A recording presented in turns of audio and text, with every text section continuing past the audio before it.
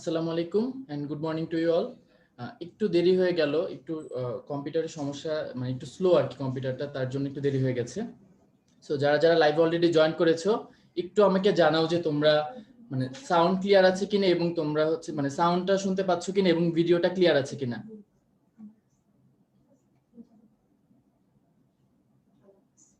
একটু আমাকে কমেন্ট করে জানাও যে সাউন্ড শুনতে পাচ্ছ কিনা ঠিকমতো এবং তোমার ভিডিওটা ক্লিয়ার আছে কিনা।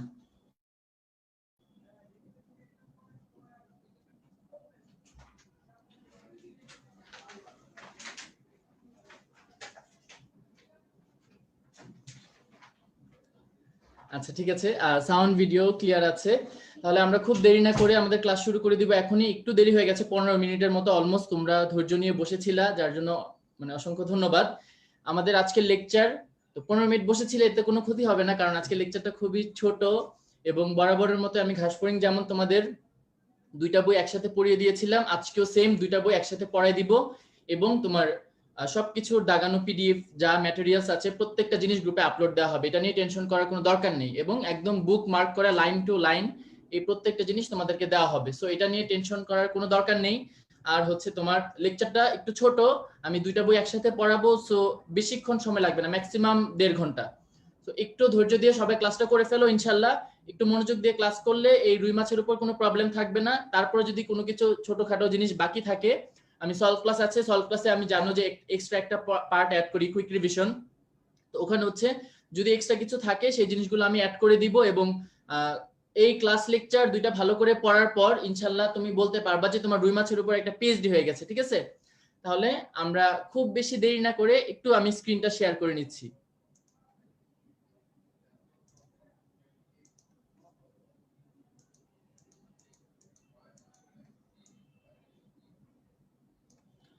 আচ্ছা, আমাদের আজকে লেকচার হচ্ছে রুই মাছ।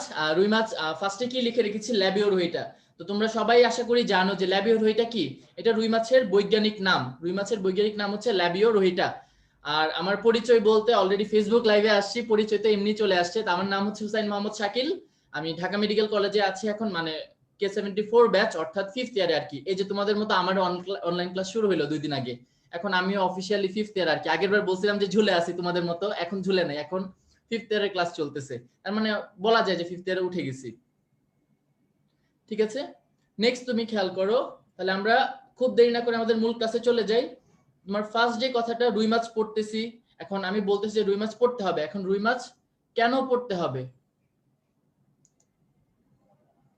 রুই মাছ কেন পড়তে হবে, তাই না? তাহলে রুই মাছ চ্যাপ্টারটা সিলেবাসে আসে 2014 সালে। 14তে কোনো প্রশ্ন হয়নি, বাট 15 থেকে কন্টিনিউয়াসলি প্রতি বছর একটা করে প্রশ্ন হয়েছে। 15, 16, 17, 18, 19 এই 5 বছর 5টা প্রশ্ন। আর ডেন্টাল ভর্তি পরীক্ষায় একটা প্রশ্ন এসেছে। সো বুঝতেই পারছো ছোট একটা চ্যাপ্টার, এবং রুই মাছকে আমি খুব কিউট চ্যাপ্টার বলি। তার চেয়ে বড় কথা, এখানে সবাই রুই মাছ খাইছে। রুই মাছ খাইছো মানে তো রুই মাছের পর অলরেডি শেষ। তুমি জানো রুই মাছের কি কি আছে। তারপরে আমরা শর্ট করে একটু দেখবো।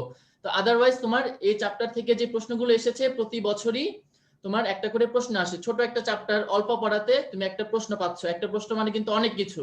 সো এটা ভুল করা যাবে না। তো আমি আশা করবো আজকের ক্লাস করার পরে তোমরা যদি ভালো করে ক্লাসটা করো ইনশাল্লাহ কারো কোনো প্রকার সমস্যা হবে না রুই মাছে। তারপর যদি কোনো সমস্যা থাকে তোমাদের জন্য গ্রুপের কমেন্ট সেকশন ওপেন আছে, সেখানে আমি অলওয়েজ আনসার দেই এবং আজকেও দিব, কোনো সমস্যা নেই।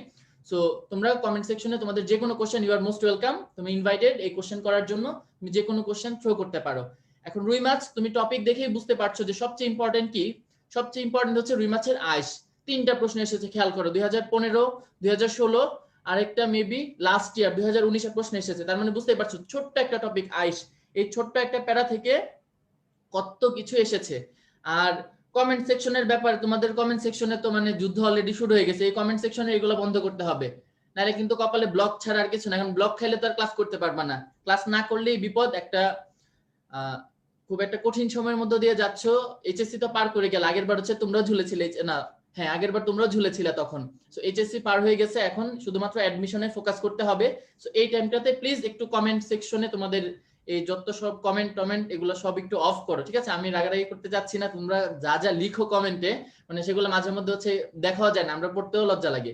তো একটু কমেন্ট সেকশনটা, জনি ভাইয়ের পোস্ট, জনি ভাই যে পোস্টটা দিছিল ওইটার কথা মনে করে হলো একটু কমেন্ট সেকশনে একটু সোবার থাকো। শুধুমাত্র টপিক রিলেটেড প্রশ্ন করো, ঠিক আছে? শুধুমাত্র এখানে টপিকের বাইরে কোনো প্রশ্ন প্লিজ কেউ করবা না। ওকে, আমি ক্লাস শুরু করছি। তাহলে রুই মাছ,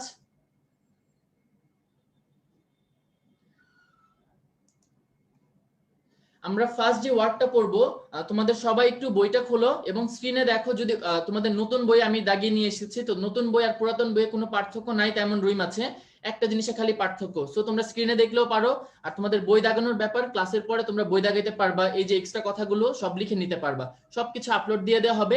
এখন জাস্ট মনোযোগ দিয়ে ক্লাসটা করো, ক্লাসের পড়াগুলো শুনো, আর কোনো কিছু করার দরকার নেই। তাহলে খেয়াল করো, আমরা আমাদের পড়াটা শুরু করি। কি আছে? Major carp, minor carp. কি এটা? রুই মাছ, রুই মাছকে কার্প জাতীয় মাছ বলা হয়, তাই না? তাহলে রুই মাছকে বলা হয় কার্প জাতীয় মাছ। কেন?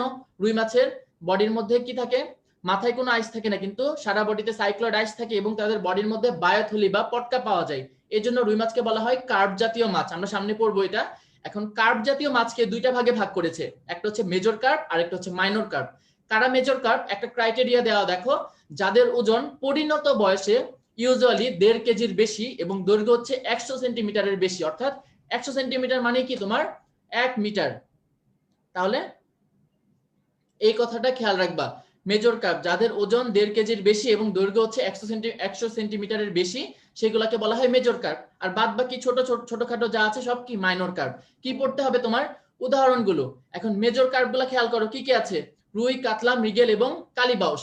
আর তোমার মাইনর কার্প কি আছে? বাটা এবং ঘনিয়া। এই যে আজমল স্যারের জুলজি বই, বইয়ের কাভারিং এ কি আছে? সুন্দর একটা বাঘ আছে, তাই না? তাহলে মাইনর কার্পের নামগুলো তুমি বাঘ দিয়ে মনে রাখবা। বাঘের বা দিয়ে হচ্ছে বাটা, আর তোমার ঘ দিয়ে কি? ঘনিয়া। তাহলে মেজর কার্প, মাইনর কার্প সবাই এখনই মুখস্থ করে ফেলো, মেজর কার্প কোনটা, মাইনর কার্প কোনটা। তাহলে রুই, কাতলা, মৃগেল, কালীবাউস হচ্ছে মেজর কার্প, আর বাটা, ঘনিয়া হচ্ছে কি? Minor carp. নেক্সট চলে আসে আমরা আজমল স্যারের বইয়ের একদম ফার্স্ট পেজ, এটা সেপ্টেম্বরের এডিশন, সো এটা নিয়ে তোমাদের টেনশন করার কোনো দরকার নাই, ঠিক আছে? এই যা যা আছে সবকিছু তোমাদের পিডিএফ আপলোড দিয়ে দেওয়া হবে। সো রুই মাছে খেয়াল করে, যে আমি ফার্স্টে বলেছি রুই মাছ কি মেজর কার্প, একটু আগে বললাম একটা কার্প জাতীয় মাছ, কার্পের মধ্যে কি মেজর কার্প। কেন মেজর কার্প? সে ইউজুয়ালি তার লেংথ হয় 100 সেন্টিমিটারের বেশি এবং রুই মাছের কি হয়? ওজনটা 1.5 কেজির বেশি হয়।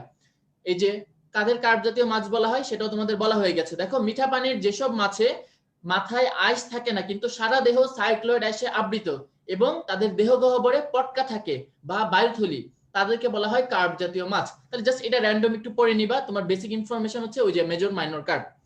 তারপরে নেক্সট দেখো একটা কথা বলা, হালদা নদীর রুইয়ের রেণু পোনা বা ডিম পোনা, এটা কয়দিন বয়সের পোনা? 4 দিন বয়স। এটাতে আমি লাস্টে আসবো, ঠিক আছে? এটা একটু ঝামেলা আছে, তাহলে জাস্ট এই লাইনটা খেয়াল রাখো। হালদা নদীর রুইয়ের পোনা মানে যেটা রেণু পোনা বা ডিম পোনা, সেটার বয়স কত? 4 দিন। আর যেটা পড়তে হবে, আমি তোমাদের ঘাসফড়িং পড়ানোর সময় বলেছি যে সেকেন্ড চ্যাপ্টারে তোমার যে 3টা প্রাণী আছে, 3টা প্রাণীর শ্রেণীতাত্ত্বিক অবস্থান খুবই ইম্পর্টেন্ট, খুব ভালো করে জানতে হবে। এখন রুই মাছ, তার মধ্যে সবচেয়ে ইম্পর্টেন্ট কিন্তু রুই মাছই। তাহলে রুই মাছ কোন ধরনের? রুই মাছ তো খাইছো, তার মানে এটা কাটা আছে, জানো না? তো ভেজিটেরিয়ান হলে সেটা তো কোনো কথা নাই, ঠিক আছে? ভেজিটেরিয়ান হলে সেটা নিয়ে কোনো টেনশন করার দরকার নেই। তোমার রুই মাছ যেটা আছে, তো মাছের মধ্যে কাটা আছে তুমি জানো, তার মানে রুই মাছ কি? মানে ওই কাটাটা, সেন্ট্রাল যে কাটাটা, মেরুদণ্ড বলতে পারো ওটাকে, তাই না? তাহলে রুই মাছ কি একটা কর্ডাটা এবং সে কি ভার্টিব্রাটার মধ্যে অন্তর্ভুক্ত। অবশ্যই মাছ কর্ডাটার মধ্যে, কর্ডাটার প্রথম ইয়েটাই হচ্ছে মাছ। তারপর রুই মাছের শ্রেণী কি? অ্যাক্টিনোপটেরাইজি। এই অ্যাক্টিনোপটেরাইজি থেকে তোমার রুই মাছের 2টা বৈশিষ্ট্য এসেছে। অ্যাক্টিনোপটেরাইজি থেকে রুই মাছের 2টা বৈশিষ্ট্য কি কি? সেটা হচ্ছে রুই মাছের যে আইস আছে, আইসটা হচ্ছে সাইক্লয়েড আইস। আর রুই মাছের লেজটা হচ্ছে কি? লেজটা হচ্ছে হোমো সার্কাল ধরনের লেজ। তাহলে রুই মাছের আইস কি? সাইক্লয়েড, আর লেজ হচ্ছে হোমো সার্কাল ধরনের লেজ। এটা কিন্তু অ্যাক্টিনোপটেরাইজি শ্রেণীর বৈশিষ্ট্য, তোমরা ফার্স্ট চ্যাপ্টারটা পড়েছো, সেখানে আছে এটা। তারপর তোমার আছে কি? অর্ডার। অর্ডারকে বলা হয় কি? সিপ্রিনিফর্মিস। তারপর ফ্যামিলি, আগেই বলেছি ফ্যামিলিতে কি আইডিএই এই ওয়ার্ডটা থাকে। ফ্যামিলিতে হচ্ছে আইডিএই, ফ্যামিলিতে হচ্ছে তোমার আইডিএই এই ওয়ার্ডটা থাকে। আচ্ছা, আমি জুম করে নিয়েছি অনেক বেশি, মানে 176% জুম করা, তো অনেক বেশি জুম করা। তারপরে যদি মনে হয় যে তোমার কোনো সমস্যা আছে, তুমি হচ্ছে গিয়ে একটু ফুল স্ক্রিন করে নাও, ফুল স্ক্রিন করলে একদম সব ক্রিস্টাল ক্লিয়ার দেখা যাবে। সো তোমার শ্রেণীতাত্ত্বিক অবস্থান পড়তে হবে, কি বললাম? ফাইলাম কর্ডাটা, সাব ফাইলাম হচ্ছে কি ভার্টিব্রাটা, তারপর ক্লাস বা শ্রেণী হচ্ছে অ্যাক্টিনোপটেরাইজি, তারপর অর্ডার হচ্ছে সিপ্রিনিফর্মিস, ফ্যামিলি কি? সিপ্রিনিডি। আইডিএই থাকা মানে কি? সেটা ফ্যামিলি। তারপর জেনাস ল্যাবিও, আর ইয়ে হচ্ছে কি? লোহিটা, ঠিক আছে? তাহলে এটা একটু পড়ে নিতে হবে। এবার চলে আসো, আমরা চলে আসি রুই মাছের স্বভাব। এখন রুই মাছ কোন ধরনের খাওয়া দাওয়া করে? তাহলে দেখো জীবনের প্রাথমিক দশায়, মানে একদম প্রাথমিক দশা যখন সে যখন একদম ছোট থাকে, একদম জাস্ট ডিম ফুটে বের হইছে, তখন সে কি খায়? প্লাঙ্কটন জাতীয় খাবার, অর্থাৎ দুই ধরনের প্লাঙ্কটন, প্রাণী প্লাঙ্কটন এবং উদ্ভিদ প্লাঙ্কটন, দুইটাই হচ্ছে খায়। তারপরে যখন আরেকটু বড় হয় সেটা হচ্ছে আঙ্গুলিপনা দশায়, আমরা পরে আসবো, ঠিক আছে, কোন দশাটা কি। আঙ্গুলিপনা দশায় সে কি খায়? সে হচ্ছে প্রধানত প্রাণী প্লাঙ্কটন খায়, তখন কিন্তু উদ্ভিদ প্লাঙ্কটন খায় না। তাহলে অপশন খেয়াল করে আনসার করতে হবে। আঙ্গুলিপনা দশায় কিন্তু উদ্ভিদ প্লাঙ্কটন খায় না, কি খায় তখন? প্রাণী প্লাঙ্কটন। এর সাথে তিনটা খাবার, এই তিনটা জিনিস ইম্পর্টেন্ট। কি কি? ডেসমিড, ফাইটোফ্লাজিলেট এবং শৈবাল রেণু। কি কি বললাম? ডেসমিড, ফাইটোফ্লাজিলেট এবং শৈবাল রেণু। প্রশ্ন দিবে রুই মাছ আঙ্গুলিপনা দশায় কোন খাবারটি গ্রহণ করে না? অপশন দিবে প্রাণী প্লাঙ্কটন, ডেসমিড, ফাইটোফ্লাজিলেট, তারপর হচ্ছে উদ্ভিদ প্লাঙ্কটন দিয়ে দিবে, কিন্তু উদ্ভিদ প্লাঙ্কটন তো নাই। উদ্ভিদ প্লাঙ্কটন হচ্ছে সে প্রাথমিক দশায় খায়, সে কিন্তু আঙ্গুলিপনা দশায় উদ্ভিদ প্লাঙ্কটন খায় না। সো এটা মনে রাখতে হবে। নেক্সট দেখো কি বলেছে, অ্যাডাল্ট যে রুই মাছটা সেটা হচ্ছে শাকাশি, অর্থাৎ তৃণভোজী রুই মাছ। এটা আমি আগেই বলেছিলাম ঘাসফড়িং এর ক্লাসে। তারপর জানতে হবে কি রুই মাছে ফুলকা রেখার থাকে। ফুলকা রেখাটা কি এটা আমরা পরে ছবি সহ দেখবো। তো ফুলকা রেখার দেখে কি বোঝা যায়? সে হচ্ছে সব খাবার একদম ছেকে ছেকে ছেকে ছেকে খায়। আর লাস্ট যে কথাটা মনে রাখতে হবে, এই পেজের সবচেয়ে ইম্পর্টেন্ট ইনফরমেশন, রুই মাছ কত ডিগ্রি তাপমাত্রার নিচে বাঁচতে পারে না? উত্তর হচ্ছে 14 ডিগ্রি। এটা অনেক বেশি ইম্পর্টেন্ট, হয়তোবা দেখবে এবার এবছর পরীক্ষা এটাই দিয়ে দিচ্ছে, অলরেডি ডেন্টাল পরীক্ষায় চলে আসছে এটা, দেখবা যে এই বছর আবারও দিতে পারে। সো রুই মাছ কত ডিগ্রি নিচে বাঁচতে পারে না? উত্তর হচ্ছে 14 ডিগ্রি সেলসিয়াস। ঠিক আছে, এটা খুব ভালো করে মুখস্থ করতে হবে। ওকে, তারপরে আসি আমরা রুই মাছের বাহ্যিক গঠন। এটা আমি বলেছিলাম আগে যে সেকেন্ড চ্যাপ্টারে তিনটা প্রাণীর একটা কমন বৈশিষ্ট্য, তাদের বডির তিনটা পার্ট। রুই মাছের দেহেরও কি তিনটা পার্ট, মাথা, দেহকাণ্ড এবং লেজ। বাহ্যিক গঠনের 3 নাম্বার লাইনে খেয়াল করো, দেহ 3টে অংশে বিভক্ত, মাথা, দেহকাণ্ড এবং লেজ। আর আরেকটা কথা যেটা বলা, রুই মাছ যখন পানিতে চলাচল করে, এই চলনের সময় তাদের গতিটা বাধা পায় না, মানে পানিতে কেউ তাকে রেস্ট্রিকশন দেয় না।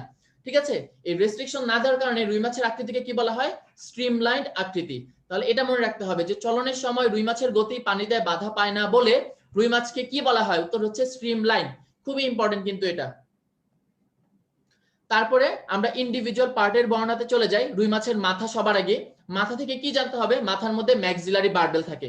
তো ম্যাক্সিলারি বার্বেল জিনিসটা কি? এটা একদম মাথায় এই যে ঠোঁটের কাছাকাছি অঞ্চলে দুইটা মানে গোলাকার পিণ্ডাকৃতির ডিম্বাকার অংশ। তাহলে জাস্ট ছোট ম্যাক্সিলারি বার্বেল, এই যে দেখো ঊর্ধ্ব চলে থাকে। তাহলে জাস্ট এমনি নরমাল মনে রাখো যে মাথার মধ্যে ম্যাক্সিলারি বার্বেল থাকে। আর মাথা থেকে তোমাকে আরো দুইটা খুবই ইম্পর্টেন্ট ইনফরমেশন পড়তে হবে, সেটা কি? এই যে দেখো একটা ওয়ার্ড হচ্ছে কানকো, একটা হচ্ছে ব্রাঙ্কিওস্টেগাল পর্দা। সবাই মোটামুটি মোরলেস মাছ দেখছো, তো মাছের কি এই যে এই পার্টটাতে একটা মানে মানে দরজার মতো, ঠিক আছে না, দরজার খুপড়ির মতো মনে হয় যে এটা কি মাছের কানকো বা ওপারকোলাম। এটা কি করে? তার সম্পূর্ণ ফুলকা প্রকোষ্ঠ, এই কানকোটা যখন উঠাবা, নেক্সট যেদিন বাসায় মাছ আনবে এই কানকোটা উঠায় দেখবা, দেখবা যে ভিতরে কি লাল লাল সুতার মতো দেখা যাচ্ছে, ওগুলো কি ফুলকা। তাহলে এই যে ফুলকা, এগুলো কোথায় থাকে? ফুলকা প্রকোষ্ঠের ভিতর। এই ফুলকা প্রকোষ্ঠকে কে ঢেকে রাখে? উত্তর হচ্ছে কানকো বা ওপারকোলাম। আর তোমার এই যে কানকোটা যখন উপরে উঠাই, তুমি বাসায় মাছ আনলে দেখবা কানকোটা উপরে উঠাইলে দেখবা একটা পাতলা পর্দা আছে, একটু স্বচ্ছ একটু অস্বচ্ছ, মানে সেমি পারমিয়েবল বলতে পারো। তো এই পর্দাটাকে বলা হয় ব্রাঙ্কিওস্টেগাল পর্দা। এই ব্রাঙ্কিওস্টেগাল পর্দাটা কি করে? দেখো ফুলকা প্রকোষ্ঠের যে ছিদ্র, বড় অর্ধচন্দ্রাকৃতির ছিদ্র, ওই ছিদ্রটাকে ঢেকে রাখে। তাহলে এই কথাটা সবার যাতে মনে থাকে, ফুলকা প্রকোষ্ঠকে ঢাকে হচ্ছে কানকো, আর ফুলকা প্রকোষ্ঠের ছিদ্রকে ঢাকে কে? ব্রাঙ্কিওস্টেগাল পর্দা। খুব ইম্পর্টেন্ট, ভালো করে মনে রাখতে হবে দুইটা, একদম ক্লিয়ার কাট কথা। নেক্সট চলে আসো রুই মাছের বডির সেকেন্ড পার্ট, সেটা হচ্ছে কি দেহকাণ্ড। রুই মাছের বডির সেকেন্ড পার্ট হচ্ছে কি তার দেহকাণ্ড। দেহকাণ্ড থেকে কি মনে রাখতে হবে? তার দেহকাণ্ডে 3টা ছিদ্র থাকে। কি কি? পায় ছিদ্র, জনন ছিদ্র এবং রেচন ছিদ্র। এটা কি দিয়ে মনে রাখবা? পাজর দিয়ে। এই যে বুকের হাড়কে আমরা পাজর বলি না, রিবস গুলাকে, তাহলে এই পাজর দিয়ে মনে রাখবা। পাজর মানে কি? পাজরের পা দিয়ে হচ্ছে পায় ছিদ্র, জ দিয়ে জনন ছিদ্র, র দিয়ে রেচন ছিদ্র। একদম সিরিয়ালি চলে আসছে, খুব সুন্দর। প্রথমে পায় ছিদ্র, মাঝে জনন ছিদ্র, লাস্টে হচ্ছে রেচন ছিদ্র। তাহলে এইগুলো একটু মুখস্থ করতে হবে। রুই মাছের পাখনা, তাহলে কি আছে দেহকাণ্ডে? 3টা ছিদ্র, পায়ু, জনন এবং রেচন ছিদ্র। তাহলে পাজরে বা পাজর যেটা দিয়ে মুখস্থ রাখো, কোনো সমস্যা নেই। নেক্সট আছে তোমার রুই মাছের দেহকাণ্ডে কি পাওয়া যায়? পাখনা পাওয়া যায়। মূলত সবগুলা পাখনাই দেহকাণ্ডে থাকে, একটা বাদে। কোনটা? পুচ্ছ পাখনা, কারণ ওটার নামই হচ্ছে পুচ্ছ। পুচ্ছ মানে হচ্ছে লেজ, ওটা লেজে থাকে। আদারওয়াইজ বাকি 4টা পাখনাই কোথায় থাকে? তার দেহকাণ্ডে। তাহলে মাছের পাখনা কি? মাছ যে চলাচল করে পানিতে কি দিয়ে চলবে? আমাদের তো হাত পা আছে, আমরা পা দিয়ে হাঁটি, কিন্তু ওদের কি? ওদের হচ্ছে এই পাখনা আছে, এই পাখনা দিয়ে সে চলাচল করে। তাহলে মাছের চলনাঙ্গকে বলা হয় পাখনা। আর ওই যে সেম বাসার মধ্যে মাছ আনলে এগুলো এক্সপেরিমেন্ট করে দেখবা, আবার নেক্সট যেদিন মাছ আনবে, প্রতিদিন তো আনে বা মোরলেস সপ্তাহে তো একবার তো আনি, তাহলে মাছের পাখনাগুলো দেখবা কি হয়, মানে যে ঝাড়ুর শলা আছে না, ওই ঝাড়ুর শলার মতো দেখবা যে একটা পাতলা পর্দা আছে, ওই পর্দার মধ্যে ঝাড়ুর শলার মতো দেখা যায়, মানে যে একদম নারকেলের ইয়ার ঝাড়ু, ওই বাসা বাড়ির ওই ঝাড়ু না কিন্তু বিছানার ঝাড়ু, যে ওই সূক্ষ্ম শলাকার অন্তকঙ্কালকে কি বলে, এগুলোকে বলে পাখনা রশ্মি। এখন রুই মাছ কয় ধরনের পাখনা আছে মনে রাখতে হবে, উত্তর হচ্ছে 5 ধরনের। একদম ক্লিয়ার কাট দুইটা কথা, রুই মাছে কয় ধরনের পাখনা আছে বললে উত্তর হবে 5 ধরনের, কিন্তু টোটাল পাখনা কয়টা, উত্তর হবে কি 7 ধরনের পাখনা। এখন এই 5 ধরনের পাখনার মধ্যে কি আছে, এই 5টার মধ্যে তুমি জাস্ট একটা ওয়ার্ড মনে রাখো, পুচ্ছ পাখনা চলাচল, অর্থাৎ যে লেজটা হচ্ছে মূলত এই যে লেজ কি পায়ের সমতুল, তাহলে এই লেজটা হচ্ছে চলাচলে সহায়তা করে, আর বাকি সবগুলো হচ্ছে পানির মধ্যে তার ভারসাম্য নিয়ন্ত্রণ করে। এই যে চলতেছে, মাছ তো ডুবে না কখনো, সুন্দর করে সাঁতার কাটতেছে, এটার কারণ কি, সে এই ভারসাম্য রক্ষা করতেছে, বাকিগুলো পাখনা।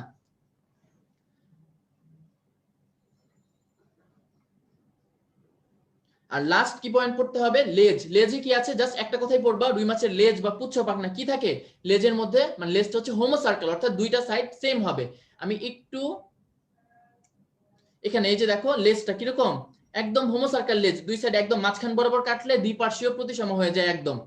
আচ্ছা, তারপরে একটু কথা বলতে চাই, আমি আগে বলে নেই যে রুই মাছের বডিতে কি থাকে, তার দেখো দেহকাণ্ডের মাঝ বরাবর দুইটা পার্শ্ব রেখা থাকে, তোমাদের বইয়ে দেখো এই যে পাখনাগুলো আছে, এই পাখনাগুলো আমি 5-7 কাহিনী আবারও বলবো, স্লাইডে দেখানো হবে। তাহলে তোমার এই যে রুই মাছের দেহকাণ্ডের মধ্যে একটা রেখা থাকে, এই রেখাকে কি বলা হয়, পার্শ্ব রেখা। ঠিক আছে, দেহকাণ্ডে কি থাকে, পার্শ্ব রেখা। এই পার্শ্ব রেখা হচ্ছে তোমার, একটু পার্শ্ব রেখার ডিটেইলস পড়তে হবে, ডিটেইলসে আমি একটু আসি।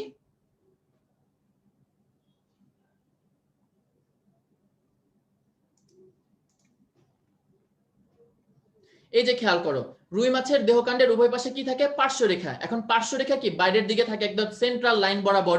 তোমার পার্শ্ব রেখার যে বাইরের দিকে কি থাকে, 41 থেকে 42টা আইস। তুমি সুন্দর মাছটা দেখলে বুঝতেছো, মাছের বাইরের দিকে কি সমস্ত বডিটা আইস দ্বারা আবৃত। তাহলে এই পার্শ্ব রেখার বাইরের দিকে কি থাকে, এই পাশে মানে বডির তো দুইটা সারফেস, ভেন্ট্রাল আর হচ্ছে গিয়ে ডর্সাল সারফেস, তাহলে অঙ্কীয় আর পৃষ্ঠীয়, তাহলে দুই সারফেসে কি প্রত্যেক সারফেসের যে পার্শ্ব রেখা প্রত্যেকটাতে 41 থেকে 42টা আইস থাকে। ক্লিয়ার? আর এটার ভিতরের দিকে মানে বডির স্কিন বা আইসের নিচের দিকে কি থাকে, নিউরোমাস্ট। এই নিউরোমাস্ট কি, নিউরোমাস্ট হচ্ছে সংবেদী অঙ্গ, তাহলে এই ওয়ার্ডটা খেয়াল রাখতে হবে। ভিতরের দিকে কি থাকে, নিউরোমাস্ট, নিউরোমাস্টকে বলা হয় সংবেদী অঙ্গ। তাহলে রুই মাছের সংবেদী অঙ্গ কোনটা, উত্তর হচ্ছে নিউরোমাস্ট। নিউরোমাস্টের কাজ কি, 3টা কাজ, পানির রাসায়নিক গুণাগুণ, চাপ এবং গতি নির্ণয়। কি বললাম, পানির রাসায়নিক গুণাগুণ, চাপ এবং গতি নির্ণয়। তাহলে এই কথাটা কিন্তু পার্শ্বরেখা থেকে মুখস্থ করতে হবে, এটা আলিম স্যারের বইয়ের ইনফরমেশন। এবার আমরা চলে আসি রুই মাছের এই জায়গাটা আমরা স্কিপ করে গিয়েছি, যে রুই মাছের পাখনা একটু ডিটেইলস পড়তে হবে। অ্যাকচুয়ালি আলিম স্যারের বইয়ে টোটাল ডিটেইলস আছে, আমি একটা টেবিল বা স্লাইড বানিয়েছি, এটা কম্পেনিয়ন বুকে তোমাদের এটা কম্পেনিয়ন বুকে আছে। তো তোমার হচ্ছে কি এই স্লাইডটা থেকে তুমি কি করবা, প্রত্যেকটা জিনিস ওইভাবে পড়ে নিবা, এটা কম্পেনিয়ন বুক থেকেও পড়তে পারবা। তাহলে এই যে আমি ওই জায়গায় যাওয়ার আগে একটু দেখাই ছবিতে, এই যে রুই মাছের পাখনাগুলো খেয়াল করো, টোটাল কি আছে, 5 ধরনের পাখনা, কিন্তু টোটাল পাখনা হচ্ছে 7টা। ঠিক আছে, আমি আবারও রিপিট করছি, যদি বলে কয় ধরনের পাখনা, উত্তর হবে 5, কিন্তু যদি বলে কয়টি, টি বললেই হচ্ছে তুমি উত্তর দিবা 7টি পাখনা। তাহলে এই কথাটা যাতে সবার খেয়াল থাকে। আচ্ছা, নেক্সট তুমি দেখো, এই যে আমি বলছিলাম যে অবস্থানগুলো দেখাবো, তাহলে রুই মাছের পাখনাগুলো খেয়াল করো, একদম এটা কি রুই মাছের দেহকাণ্ড, বডির 3টা পার্ট, এটা লেজ, এটা মাথা, আর এটা হচ্ছে কি দেহকাণ্ড। তাহলে এই যে দেহকাণ্ডতে খেয়াল করো, তুমি যদি এদিক থেকে মাপো, ঠিক আছে, একদম স্কেল দিয়ে মাপলে কি হবে, দেহকাণ্ডের একদম মাঝ বরাবর একটা পাখনা থাকে। কোন পাখনা এটা, পৃষ্ঠ পাখনা। তাহলে দেহকাণ্ডের মাঝ বরাবর কোন পাখনা থাকে, পৃষ্ঠ পাখনা। তারপরে তোমার কি আছে, এই যে খেয়াল করো, এটা কি কানকো, একদম কানকোর ঠিক পিছনে, কানকোর ঠিক ইমিডিয়েট পাশে কি থাকে, বক্ষ পাখনা। বক্ষ পাখনা দুইটা থাকে, একটা দেখা যাচ্ছে, আরেকটা হচ্ছে ওই পাশে থাকে, সো এটা 3D ছবি না, এই জন্য দেখা যাবে না। তারপর তোমার আছে কি বক্ষ পাখনার পিছনে শ্রোণী পাখনা, আর বাকি যে দুইটা পাখনা এগুলা কি নাম পায়ু পাখনা, এটা থাকে পায়ুতে। তারপরে পুচ্ছ পাখনা, এটা কই থাকে, লেজে থাকে। তাহলে মূলত 3টার অবস্থান মুখস্থ করতে হবে। এবার আমরা একটু মূল স্লাইডে চলে আসি, যে কোথা থেকে পড়বা এই জিনিসটা।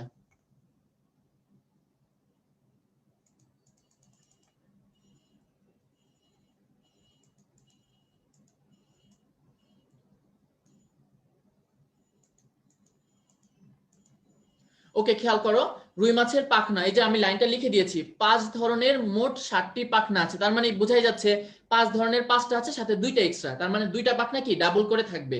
কোনগুলা সেগুলা? এই যে দেখো, পযুক্ত মানে অযুগ্ম কথাটা আমি লিখেছি। পযুক্ত মানে অযুগ্ম মানে কি? এই যে দেখো তোমার পাখনাগুলা, পৃষ্ঠ পাখনা, তারপর তোমার পায়ু পাখনা আর পুচ্ছ পাখনা, এই তিনটা কি? এই তিনটা পাখনা প দিয়ে না, তাহলে এই তিনটা পাখনা কয়টা করে থাকবে? উত্তর হচ্ছে এই তিনটা পাখনা থাকে হচ্ছে একটা করে। আর বাকি যে 2টা পাখনা, এই যে বক্ষ আর শ্রোণী, এই 2টা ওয়ার্ডে কি প আছে? প নাই, তাহলে এগুলো হচ্ছে ডাবল করে থাকে। ওকে, তারপরে পাখনা রশ্মি সংখ্যাগুলো মুখস্থ করতে হবে। তোমার বাম সাইডে যেগুলো আছে এগুলো হচ্ছে আজমল স্যারের বইয়ের, আর আলিম স্যারের বইয়ে সেম ইনফরমেশনই দেওয়া, জাস্ট একটু 19-20। কেমন? যেমন পাখনা রশ্মি পৃষ্ঠ পাখনা আজমল স্যারের বলা 14 থেকে 16, কিন্তু আলিম স্যারে কি বলা? 15 থেকে 16। ঠিক আছে, সংখ্যাগুলো পড়তে হবে তোমার, ফার্স্ট যে পার্টটা বাহ্যিক অঙ্গ সংস্থানটা পড়তে হবে সংখ্যাগুলো, এবং ডেইলি এক্সামের জন্য তো অবশ্যই পড়তে হবে, রেগুলার এক্সামের জন্য মাস্ট। তাহলে তোমার পাখনা রশ্মি কি আছে? 14 থেকে 16টা এখনই মুখস্থ করে নাও। তাহলে পৃষ্ঠ পাখনা থেকে 14 থেকে 16, আলিম স্যারের বই কি বলেছে? 15 থেকে 16, তাহলে এই 15 থেকে 16 কি 14 থেকে 16 এর মাঝখানেই পড়তেছে। তারপরে বক্ষ পাখনা আজমল স্যারের বই 17 থেকে 18, আর আলিম স্যারের বই কি বলা? উত্তর হচ্ছে 16 থেকে 17, কাছাকাছি নাম্বার কিন্তু। তারপর শনি পাখনা দুই বই বলা 9টা থাকে, মানে পাখনা রশ্মি। তারপরে তোমার পায়ু পাখনা কি থাকে? 6 থেকে 7টি, আজমল স্যারের বইয়ের মতে, মানে আজমল স্যারের বই হচ্ছে রেঞ্জে দেওয়া। আর যদি সিঙ্গেল অপশন থাকে কি উত্তর দিবা 7টি, কারণ তখন প্রশ্নটা আলিম স্যারের বই থেকে হয়েছে। আর লাস্ট পুচ্ছ পাখনা, এটা নিয়েও তোমার 2টা বই হচ্ছে গিয়ে কি, 2টা বই সেম কথা বলেছে যে পুচ্ছ পাখনায় 19টা করে পাখনা রশ্মি থাকে। তাহলে একটু সংখ্যাগুলো মুখস্থ করে নাও চট করে, ঠিক আছে, কোনো সমস্যা নেই, এগুলো ইজিলি মুখস্থ হবে। নেক্সট তুমি দেখো অবস্থান। অবস্থান অলরেডি আমি পড়াই ফেলছি। এই যে দেখো, দেহকাণ্ডের মাঝ বরাবর কোনটা থাকে? পৃষ্ঠ পাখনা, যে দেখাছিলাম ছবিতে। তারপরে যে কানকর পিছনে কোনটা? বক্ষ পাখনা। আর বক্ষ পাখনার উভয় পাশে থাকে শ্রোণী পাখনা। লাস্টের 2টা বলা হয়েছে পায়ু পাখনা, পায়ুতে লেজ, মানে পুচ্ছ পাখনা থাকে লেজে। এবার চলে আসি একটু কঠিন পার্ট, সেটা হচ্ছে কাজ। তাহলে কাজগুলো কিন্তু খুব ভালো করে তোমাকে মুখস্থ করতে হবে। তাহলে কাজগুলোতে একটু দেখো, এখানে আমি খুব বেশি কিছু বলবো না, এগুলো তো ম্যাক্সিমামই মুখস্থ করার জিনিস। 2-1টা জিনিস আছে একটু শব্দের পার্থক্য, যেমন কাজের মধ্যে সবচেয়ে ইম্পর্টেন্ট কাজ, দেখো আমি হাইলাইট করে লিখে রেখেছি, বোল্ড করে লিখা, প্রধান চলনাঙ্গ হিসেবে কাজ করে। একটু আগেও বলেছিলাম যে রুই মাছের যে পাখনা আছে 5টা, তার মধ্যে কি হয়? 4টা হচ্ছে ভারসাম্য রক্ষা করে, শুধুমাত্র একটা পাখনা হচ্ছে তার কি চলনে সহায়তা করে, এটাকে বলে চলন অঙ্গ। তাহলে সেই পাখনাটা কোনটা? পুচ্ছ পাখনা। ওকে, আর এখান থেকে তুমি অবশ্যই কাজগুলো পড়বা। 2টা জিনিস আছে একটু কাছাকাছি, দেখো পৃষ্ঠ পাখনার 2 নাম্বার কাজ হঠাৎ ঘুরতে বা থেমে যেতে সাহায্য করে, আর তোমার শ্রোণী পাখনাতে কি বলা? দ্রুত ঘুরতেও থামতে সাহায্য করে। তাহলে 2টা একদম কাছাকাছি ইনফরমেশন না? কি দিয়ে মনে রাখবা? দেখো এখানে কি বলছে? হঠাৎ। তাহলে হঠাৎ ঘোরা মানে কি? ঠ আছে, এটা কি পৃষ্ঠতে ঠ আছে না? অন দা আদার হ্যান্ড তোমার শ্রোণীতে কোনো ঠ নাই। শ্রোণীতে কি বলা? দ্রুত ঘুরতে, দ্রুততে দেখো নিচে র ফলা, আর শ্রোণীতেও নিচে র ফলা আছে। তাহলে এটা দিয়ে একটু মুখস্থ করবা। ওকে, তাহলে তোমার কি বললাম? হঠাৎ ঘুরতে বললে উত্তর হবে পৃষ্ঠ পাখনা, হঠাৎের ঠ আছে ওটা হচ্ছে পৃষ্ঠ। আর শনি পাখনা কি? শনির নিচে রফলা, তাহলে দ্রুতর নিচেও কি রফলা আছে, তাহলে একটু এটা মুখস্থ করে নিবা। ওকে,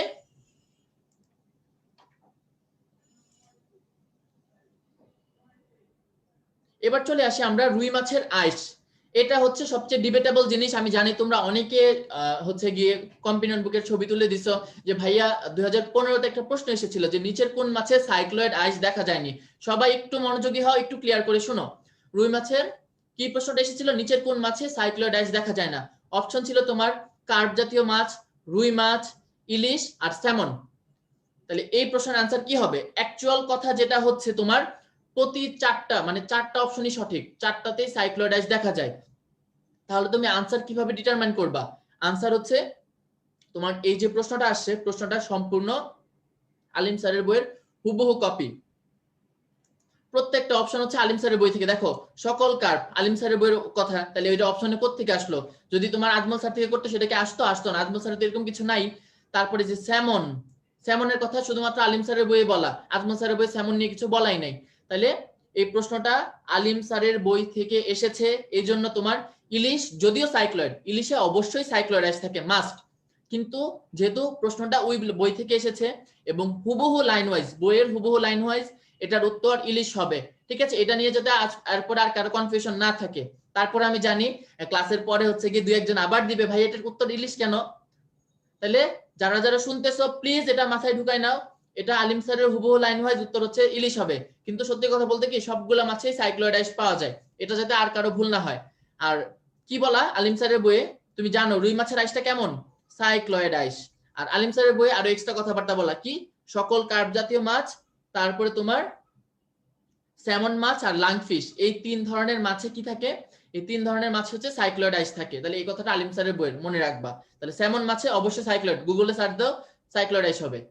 তারপর নেক্সট দেখো কি বলছে, এই যে আইসটা আছে, তো আইসের মধ্যে অস্থি উপাদান জমা হয়। এখন কোথাও কম কোথাও বেশি, যেখানে বেশি জমা হয় সেটা কি একটু উঁচু হবে, আর যেখানে কম জমা হয় সেটা কি, সেটা হচ্ছে তোমার নিচু হবে। তাহলে উঁচু এবং নিচু, উঁচু গুলাকে বলে আল, নিচু গুলাকে বলে খাদ। কি পড়তে হবে তোমার, এই যে উঁচু আলগুলো আছে, এই উঁচু আলগুলাকে কি বলা হয়, সার্কুলাস বা বৃদ্ধি রেখা। এগুলা দ্বারা কি করা যায়, নামই বলছে বৃদ্ধি রেখা, তার মানে মাছের বৃদ্ধি নির্ণয় করা যায় এটা দিয়ে। তাহলে সার্কুলাস বা বৃদ্ধি রেখা কাজ কি, এটা দিয়ে মাছের বৃদ্ধি নির্ণয় করা যায়। এবং একটা ইম্পর্টেন্ট প্রশ্ন আমার বছর এসেছিল 2016 সালে, যে রুই মাছের আইসের বৃদ্ধি কখন ভালো দেখা যায়। এই সাইক্লয়েড আইস কিন্তু লাস্ট ইয়ারের প্রশ্ন। রুই মাছের আইসের বৃদ্ধি ভালো দেখা যায় বসন্ত এবং গ্রীষ্মকাল। এখন এটা কেন বলতেছি, কারণ মাছের ক্ষেত্রে যেটা হয় যে মাছ বললে মানে আবেগের তাড়নায়, যে বর্ষাকালে তো বড় বড় মাছ পাওয়া যায়, এই যে নদী সব জায়গার মধ্যে তোমার বর্ষাকালে কি বড় বড় মাছ পাওয়া যায়, তার মানে সবাই ভাববে যে মাছ মনে বর্ষাকালে বড় হয়, কিন্তু না।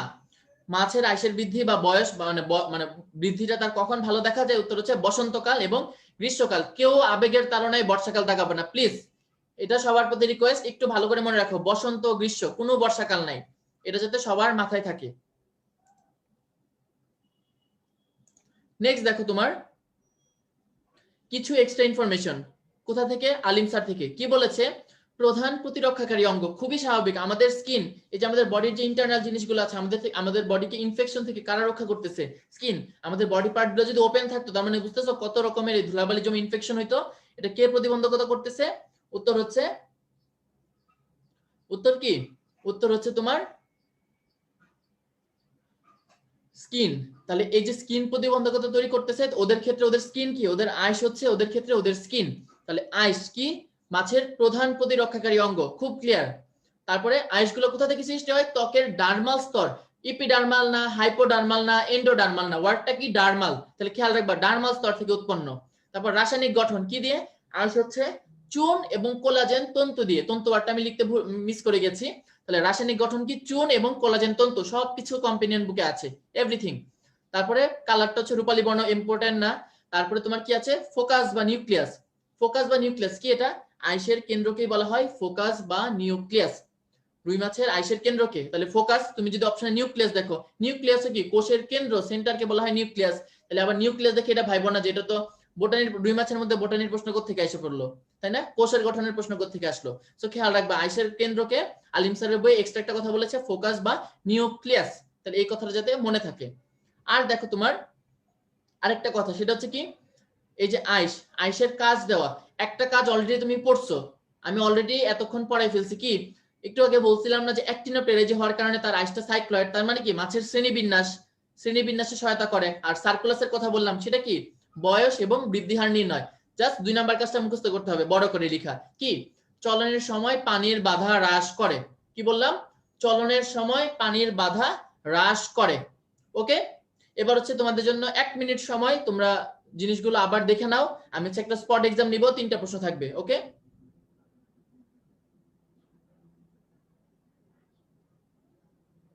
ওকে 1 মিনিট সময় দিচ্ছি, আমি এরপরে একটা স্পট এক্সামের কোশ্চেন থ্রো করব, 3টা প্রশ্ন থাকবে।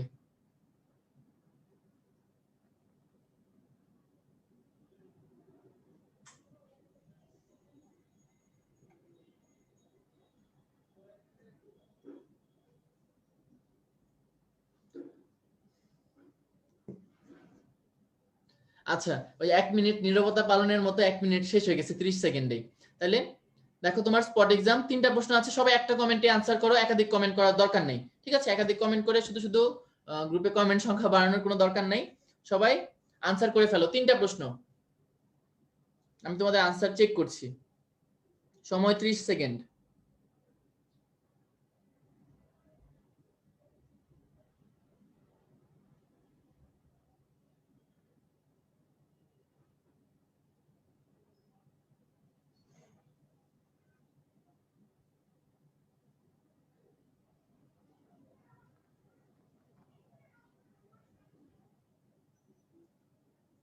আচ্ছা, একজন বলতেছে এত সুন্দর করে দেওয়া নাই কম্পিনেন্ট বুকে। আমি এগুলো কোত্থেকে উঠাইছি? আমি নিজে এই কম্পিনেন্ট বুকের এই লেকচারটা আমি রেডি করছি, ওখানে যা আছে তাই কিন্তু তোমার লেকচারে দেওয়া। তো একটু দেখে শুনে কথা বলবো, ঠিক আছে? তুমি একটু বইটা দেখো, বইয়ের মধ্যে সবকিছুই কিন্তু আছে। তুমি শুধু শুধু মানে অ্যালিগেশন লাগাচ্ছ নাই, এটা অবশ্যই আছে। আচ্ছা ঠিক আছে, আনসার কি? মাইনর কার্ভ কোনটি? মাইনর কার্ভ হচ্ছে ঘনিয়া, কারণ তোমার বাঘ যেগুলো ছিল বাটা ঘনিয়া হচ্ছে মাইনর কার্ভ। তারপর তোমার কি দেওয়া আছে? রুই মাছের দেহে কয়টি পাখনা থাকে? উত্তর কি? 60টি পাখনা।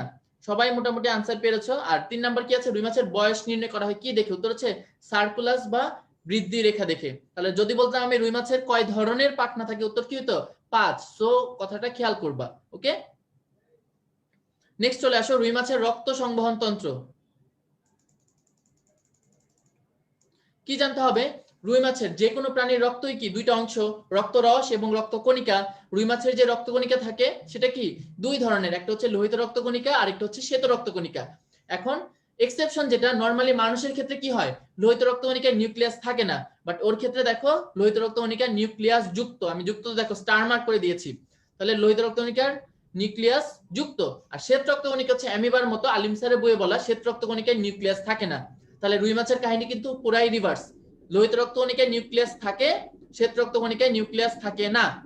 নেক্সট তুমি দেখো রুই মাছের রক্ত সংবহন তন্ত্র কি কি নিয়ে গঠিত? 4টা জিনিস, হৃৎপিণ্ড, ধমনী, শিরা এবং কৈশিক নালী। কি কি বললাম? হৃৎপিণ্ড, ধমনী, শিরা এবং কৈশিক নালী। তোমার হচ্ছে নাম্বার দিয়ে দেওয়া হয়েছে 1 2 3 4, তাহলে এটা মনে রাখতে হবে। প্রশ্ন দিবে নিচের কোনটি রুই মাছের রক্ত সংবহন তন্ত্রের অংশ নয়? তাহলে এই 3টা বাদে যা থাকবে সেটা উত্তর। নেক্সট দেখো রুই মাছের হৃৎপিণ্ড, রুই মাছের হৃৎপিণ্ডের প্রকোষ্ঠ কয়টা? উত্তর হচ্ছে 2টা প্রকোষ্ঠ, একটা অ্যাট্রিয়াম একটা ভেন্ট্রিকল, আর হচ্ছে তার একটা উপর প্রকোষ্ঠ থাকে, সেটা কি? সেটা হচ্ছে সাইনাস ভেনোসাস। তাহলে রুই মাছের হৃৎপিণ্ডের উপর প্রকোষ্ঠকে কি বলা হয়? উত্তর হচ্ছে সাইনাস ভেনোসাস। একটু খেয়াল করো নিচে ইন্ডিভিজুয়াল ডেসক্রিপশন গুলা কি আছে। সাইনাস ভেনোসাস এটা হচ্ছে উপর প্রকোষ্ঠ। আরেকটা উপর প্রকোষ্ঠ আছে, নাম হচ্ছে কোনাস আর্টেরিওসাস, কিন্তু এটা রুই মাছে থাকে না। এটা কই থাকে? এটা থাকে হচ্ছে তোমার ব্যাঙে।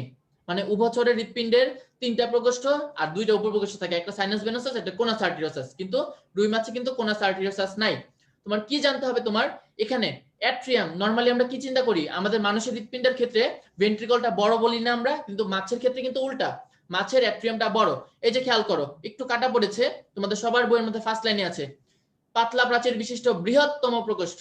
তাহলে রুই মাছের হৃৎপিণ্ডের বড় প্রকোষ্ঠ বা বৃহত্তম প্রকোষ্ঠ কোনটা? উত্তর হচ্ছে অ্যাট্রিয়াম, ভেন্ট্রিকল না। একদম ক্লিয়ার কাট কথাটা মনে রাখো প্লিজ,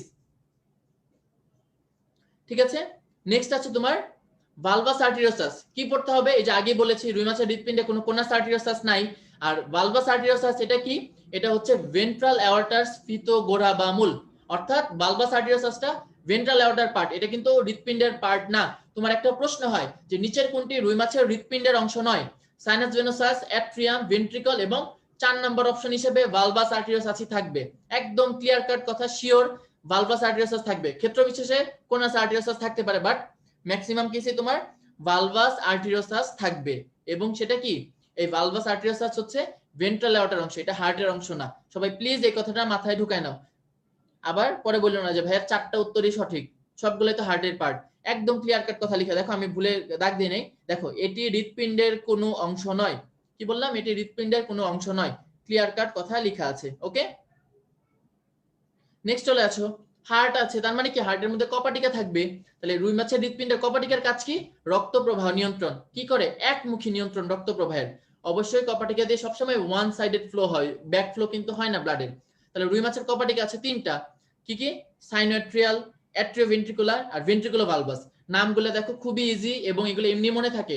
সবার উপরে সাইনাস ভেনোসাস আর অ্যাট্রিয়াম, এটার মাঝখানে সাইনোএট্রিয়াল। তারপরে অ্যাট্রিয়াম আর ভেন্ট্রিকুলার মাঝখানে অ্যাট্রিওভেন্ট্রিকুলার। তারপর ভেন্ট্রিকল আর ভালভাস আর্টেরিওসাস, এটার মাঝখানে কি? ভেন্ট্রিকুলো ভালভাস। সবকিছু ডেসক্রিপশনে লেখা আছে। তুমি এই যে দেখো হার্টের ছবিটা, ঠিক আছে? তোমার ব্লাড ফ্লোটা কিন্তু উল্টা দিকে হয়, সাইনাস ভেনোসাস, সাইনাস ভেনোসাস থেকে অ্যাট্রিয়াম, অ্যাট্রিয়াম থেকে ভেন্ট্রিকল, ভেন্ট্রিকল থেকে ভালভাস আর্টেরিওসাস।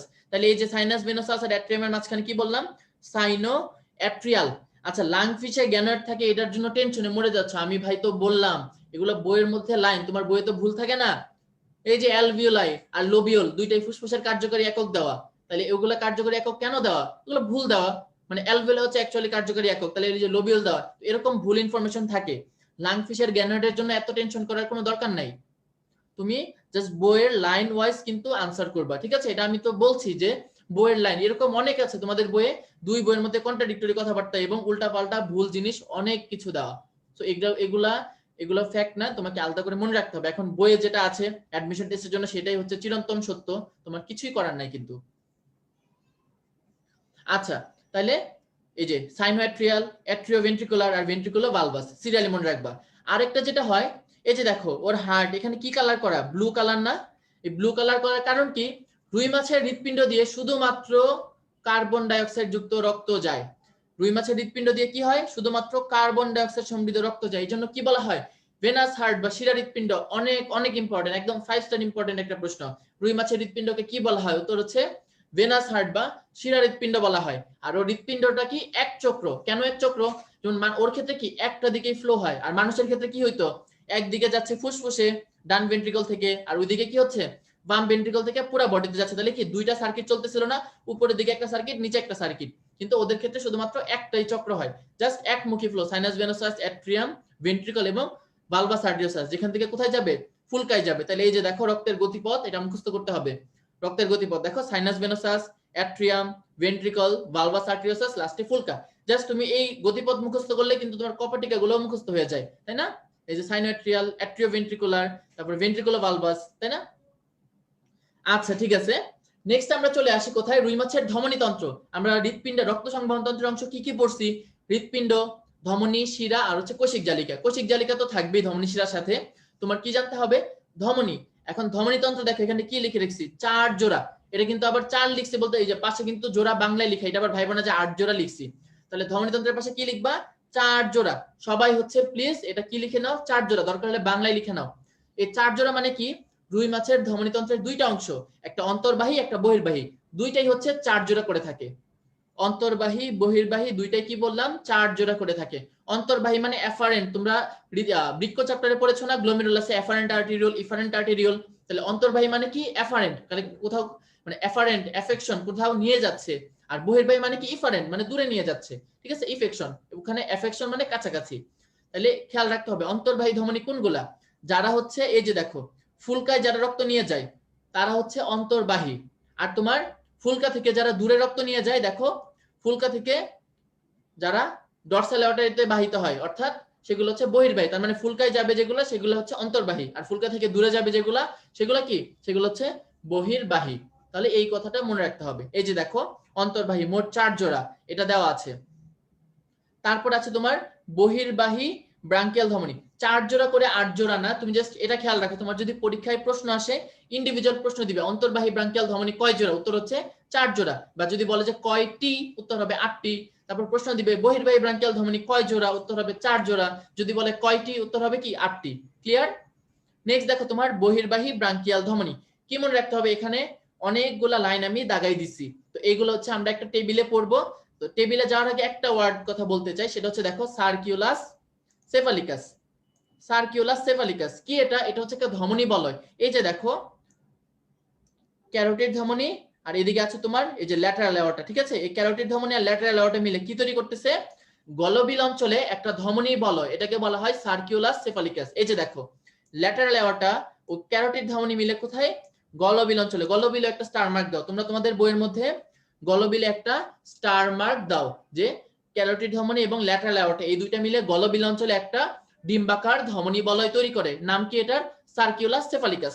খুবই ইম্পর্টেন্ট। সার্কুলার সেফালিকাস কোথায় থাকে? উত্তর হচ্ছে গলবিল। তারপর এটা কোন তন্ত্রের অংশ? প্রশ্ন যদি আসে, এটা ধমনী তন্ত্রের অংশ। আর এই যে কথাবার্তাগুলো বলা, এগুলো হচ্ছে আমি জাস্ট তোমাকে শর্ট করে একটা টেবিলে দেখাই দিচ্ছি। এই যে দেখো একটা সুন্দর টেবিল আছে, এটাও কম্পেনিয়ন বুকে দেওয়া আছে, বা এই যে কম্পেনিয়ন বুকের ক্লাস নোট পোর্শনে। তাহলে দেখো প্রথম বহির্বাহী ধমনী, ওখানে বলা আছে বহির্বাহী ধমনী হচ্ছে 4টা, মানে 4 জোড়া। তো সিঙ্গেল সিঙ্গেল হিসেবেই বলছে যে প্রথম বহির্বাহী ধমনী বা প্রথম জোড়া যেটা, সেটা কি করে? সেটা হচ্ছে অপথ্যালমিক ধমনী হয়ে যায়। তারপর প্রথম এবং দ্বিতীয় এই দুইটা মিলে কি গঠন করে? ল্যাটেরাল অ্যাওর্টা বা পার্শ্বীয় ধমনী। তারপর 3 আর 4 মিলে কি তৈরি করে? এগুলো হচ্ছে কিছু তৈরি করে না, এগুলো ল্যাটেরাল অ্যাওর্টা এসে উন্মুক্ত হয়। তারপর ল্যাটারাল অ্যাওর্টা এটা কি হয়? এটা সম্মুখে ক্যারোটিড ধমনী হয়ে যায়। মানে সম্মুখ মানে কি? করোটিকায় যাচ্ছে, অর্থাৎ মাথার দিকে। মাথার দিকে কি হবে? ক্যারোটিড ধমনী। মানুষের ক্ষেত্রেও কিন্তু ওই ক্যারোটিড ধমনী মানে কোথায়, এগুলা মাথায় বা ব্রেনে থাকে। তারপরে লাস্ট যেটা, এই যে যেটা একটু আগে আমি দাগাইলাম দেখাইলাম, এটা অনেক বেশি ইম্পর্টেন্ট, সেটা হচ্ছে তোমার সার্কিউলাস সেফালিকাস। এটা কি একটা ধমনী বলা হয়, কোথায় থাকে, গলবিল, একদম রেড কালার করে দেওয়া। ল্যাটারাল অ্যাওর্টা এবং ক্যারোটিড ধমনী মিলে সার্কিউলাস সেফালিকাস গঠন করে, অনেক বেশি ইম্পর্টেন্ট। ওকে,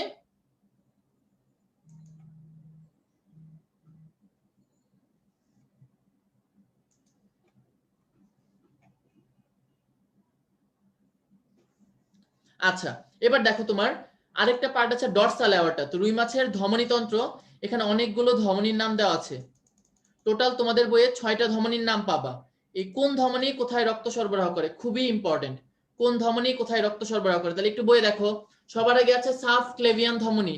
সাবক্লেভিয়ান মানে কি, এই যে আমাদের গলার এখানে একটা বোনস থাকে তাই না, এটা কি, এটা হচ্ছে ক্ল্যাভিকল তাই না, এই যে এদিকে দুই পাশে যে ধরতে পারো, তাহলে ক্লেভিকল, ক্ল্যাভিকলের নিচে, সাব মানে কি কোনো কিছু নিচে বা অধীনস্থ, তাহলে ক্ল্যাভিকলের নিচে আমাদের বডির কোন পার্ট, বক্ষ। তাহলে সাবক্লেভিয়ান ধমনীর কাজ কি দেখো, বক্ষ পাটনা, বক্ষ চক্রের দিকে বিস্তৃত হয়। তারপর 2 নাম্বারটা আমি একটু স্কিপ করছি, আমি লাস্টে বলবো। প্যারাইটাল, প্যারাইটালে প আছে, এটা কি দেহ প্রাচীর, তাহলে প প দিয়ে মনে রাখবা, ঠিক আছে, প প দিয়ে মনে একটা গানও আছে, তাহলে প প কি আছে, তাহলে প্যারাইটাল ধমনী দেহ প্রাচীর। তারপর আছে তোমার রেনাল ধমনী, এটা কোথায়, রেনাল মানে বৃক্ক, আমি জানি সবাই জানো এটা। তারপর ইলিয়াক, ইলিয়াক মানে কি শ্রোণী পাখনা। ইলিয়াক ওয়ার্ডটা কোথা থেকে আসছে, তোমাদের যে শ্রোণী অস্থি চক্র আছে না, ইলিয়াম, ইস্টিয়াম এবং পিউবিস, ইলিয়াম, ইস্টিয়াম, পিউবিস, তো ওখান থেকে কিন্তু ইলিয়াম থেকে ইলিয়াক কথাটা আসছে, ওখানে এই যে ইলিয়াক ক্রেস্ট থাকে, তাহলে ইলিয়াক ধমনী মানে কি, এটা শ্রোণী পাখনা। আর লাস্টে আছে কডাল, কডাল মানে লেজ, কডাল মানে পুচ্ছ, তাহলে পুচ্ছে কোথায় কে রক্ত সরবরাহ করে, কডাল ধমনী। এখন এক্সট্রা দুটো কথা লিখেছি, একটা আছে কি জেনিটাল ধমনী, জেনিটাল, জেনিটালিয়া, জেনিটালিয়া মানে কি সেক্সুয়াল অর্গান গুলা, তাহলে জননাঙ্গে কে রক্ত সরবরাহ করে, উত্তর হচ্ছে জেনিটাল ধমনী, এটা মাজেদা ম্যাডামের বইয়ের ইনফরমেশন। আর হচ্ছে তোমার সিলিয়াকো মেসেন্টারিক ধমনী, এটা কোথায় করে, এই 5টা বাদে 6টা বাদে বাকি সবগুলো হচ্ছে সিলিয়াকো মেসেন্টারিক ধমনী। মূলত হচ্ছে তোমার যেই পৌষ্টিক তন্ত্র আছে না, এই পৌষ্টিক তন্ত্রের অংশগুলো দেখো, পাকস্থলী, অন্ত্র, যকৃৎ, অগ্নাশয়, মলাশয়, তার মানে কি পৌষ্টিক তন্ত্রে রক্ত সরবরাহ করে সিলিয়াকো মেসেন্টারিক ধমনী। এক্সট্রা একটা কথা আছে বায়ুথলি, তাহলে এটা সবাই স্টার মার্ক করে রাখো, বায়ুথলিতে কে রক্ত সরবরাহ করে, সিলিয়াকো মেসেন্টারিক ধমনী, এটা আলিম স্যারের বই আছে, তাহলে সবাই যাতে মনে থাকে এটা, যে বায়ুথলিতে কে রক্ত সরবরাহ করে, উত্তর হচ্ছে সিলিয়াকো মেসেন্টারিক ধমনী। আচ্ছা ঠিক আছে, তাহলে আমাদের কিন্তু ধমনীতন্ত্র পড়া শেষ। নেক্সট আছে তোমার শিরাতন্ত্র। শিরাতন্ত্র অ্যাকচুয়ালি তেমন ইম্পর্টেন্ট না, তারপরে আমরা কিছু এমসিকিউ আছে সেগুলো পড়ে নিলেই ভালো, বেশি পড়লে তো ক্ষতি নাই। তাহলে দেখো শিরাতন্ত্রকে 2টা ভাগে ভাগ করছে, একটা সিস্টেমিক, একটা পোর্টাল। সিস্টেমিক মানে কি, যেগুলো হচ্ছে বডির সাথে রিলেটেড, দেখো যেসব শিরার মাধ্যমে দেহের বিভিন্ন অঙ্গ বা তন্ত্র থেকে রক্ত আসে হৃৎপিণ্ডে, সেটাকে বলে সিস্টেমিক শিরা। তাহলে সিস্টেমিক শিরাতন্ত্র মানে কি, এটা বডির সাথে রিলেটেড, ঠিক আছে।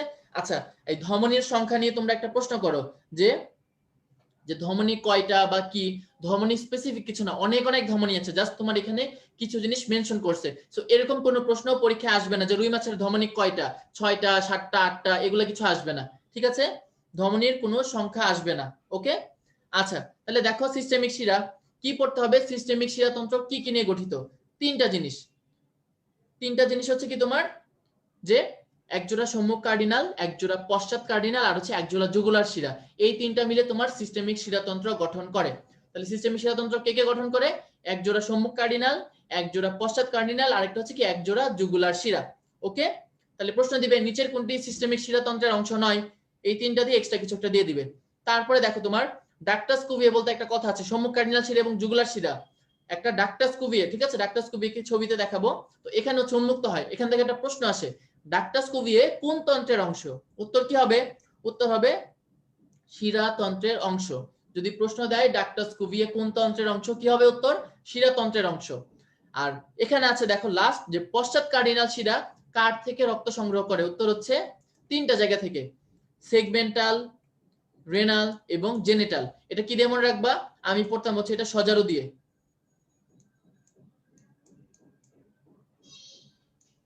সজারু, সজারু মানে কি, স দিয়ে সেগমেন্টাল, জ দিয়ে জেনিটাল, আর র দিয়ে কি রেনাল, তাহলে সেগমেন্টাল, জেনিটাল এবং রেনাল শিরা, এই 3টা থেকে রক্ত গ্রহণ করে কে, পশ্চাৎ কার্ডিনাল শিরা। ক্লিয়ার, 3টা অপশন আছে, চতুর্থ একটা অপশন অ্যাড করে কোশ্চেন দিয়ে দিবে।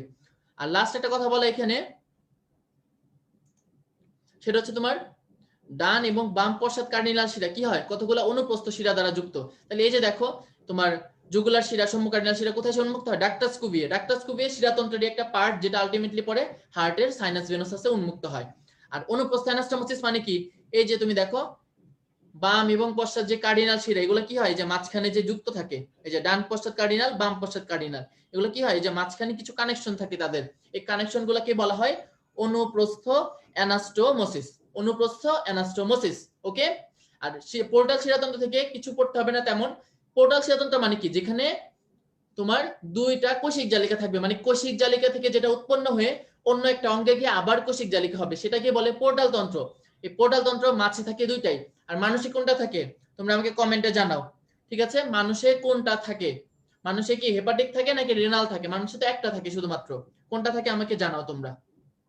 তাহলে হেপাটিক পোর্টাল তন্ত্র কি করে, এটা হচ্ছে পরিপাক তন্ত্র থেকে রক্ত সংগ্রহ করে। আর রেনাল পোর্টালটা কোথায়, এটা লেজ থেকে, এটা কিন্তু বৃক্ক না, বৃক্কে সেটা আসে, এটা বৃক্কে আসে, বাট এটা কিন্তু তোমার মূলত রক্ত নেয় লেজ থেকে। তাহলে এই কথাটা মনে রাখতে হবে, এর দূর পড়লেই তোমার শিরাতন্ত্র এনাফ। আর শিরাতন্ত্র থেকে আলিম স্যারের বইয়ের কিছু এক্সট্রা ইনফরমেশন তোমাদের কম্পেনিয়ন বুকে এটা আছে, যে অ্যান্টেরিয়র কার্ডিনাল শিরা কোথায় বিস্তৃত হয়, অক্ষিগোলক, নাসা এবং হায়োড অঞ্চল। তাহলে তিনটা অপশন আছে, চতুর্থ একটা অপশন এখান থেকে অ্যাড করে উত্তর দিয়ে দিবে।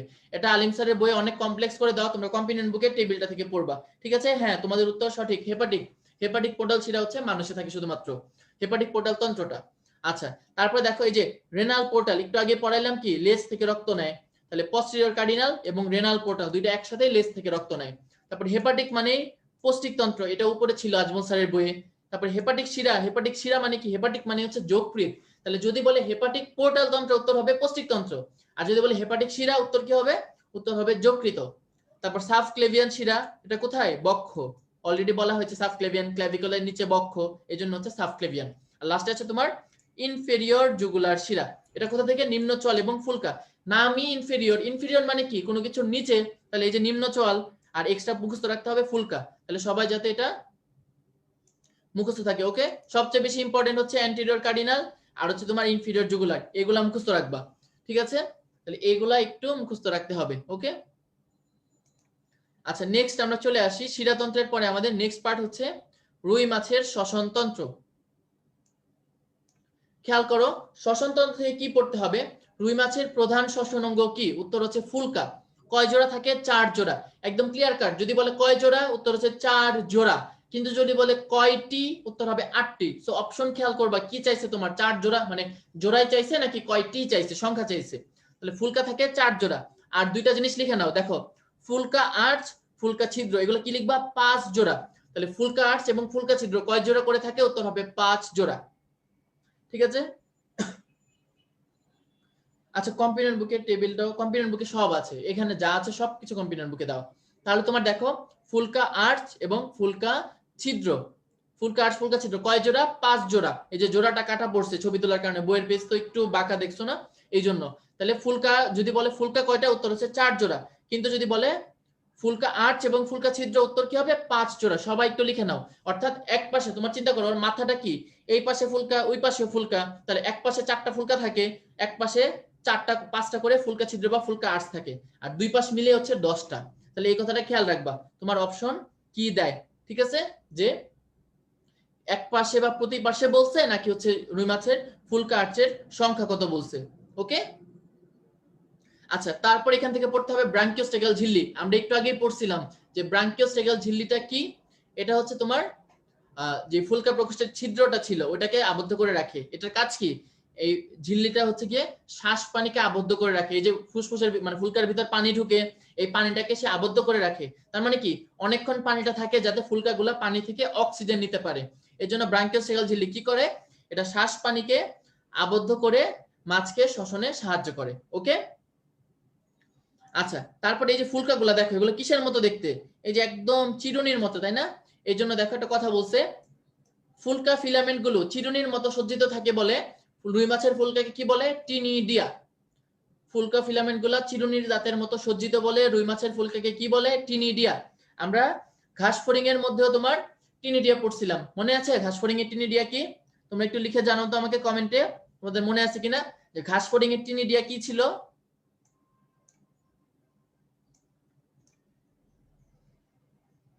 এবার দেখো তোমার ফুলকার গঠন। ফুলকার গঠন থেকে তোমাকে কি মনে রাখতে হবে?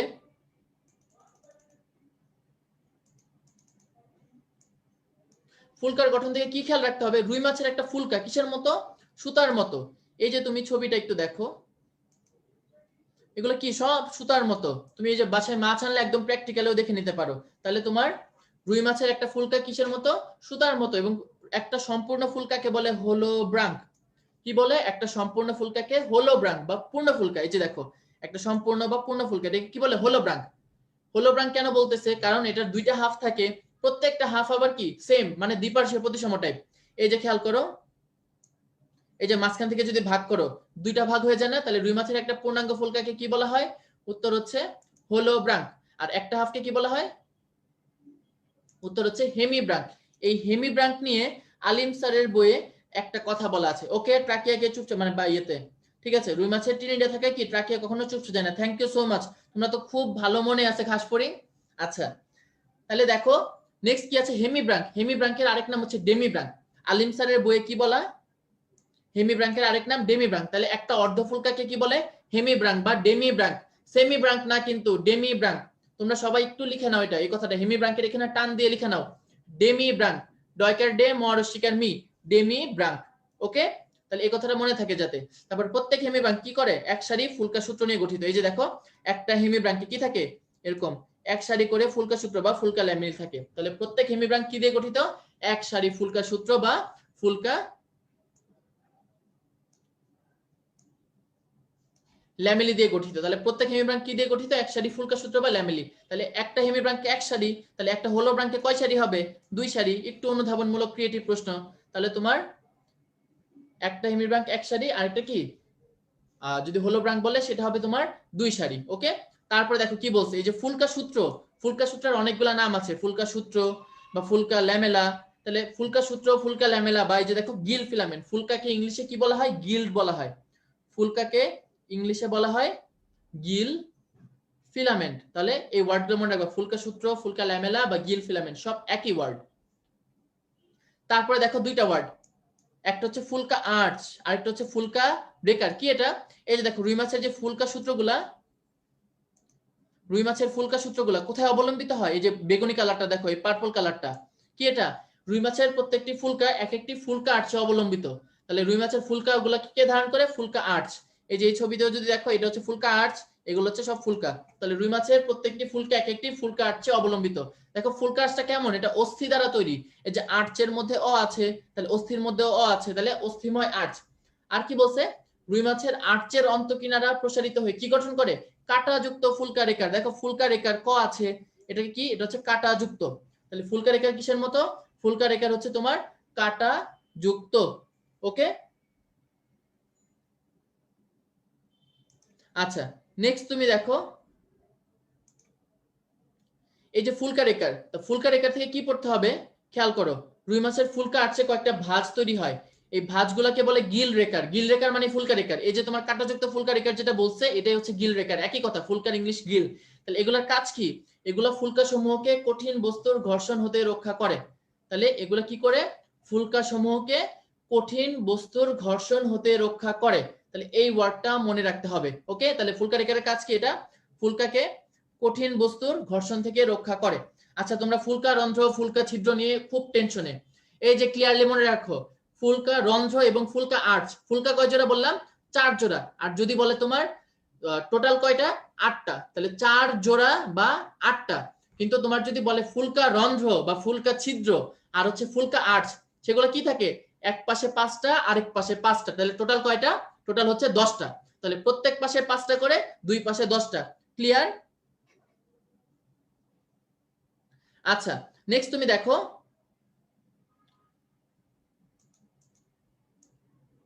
একটা কথা আছে প্রতিস্রোততন্ত্র। এটা কি? এটা নিয়ে আমি ডিটেইলস হচ্ছে সলভ ক্লাসে পড়াবো। তো প্রতিস্রোততন্ত্র জিনিসটা কি? এটা হচ্ছে যদি তোমরা ডিটেইলস জানতে চাও, এখান থেকে ন্যূনতম দুইটা কথা লাগবে।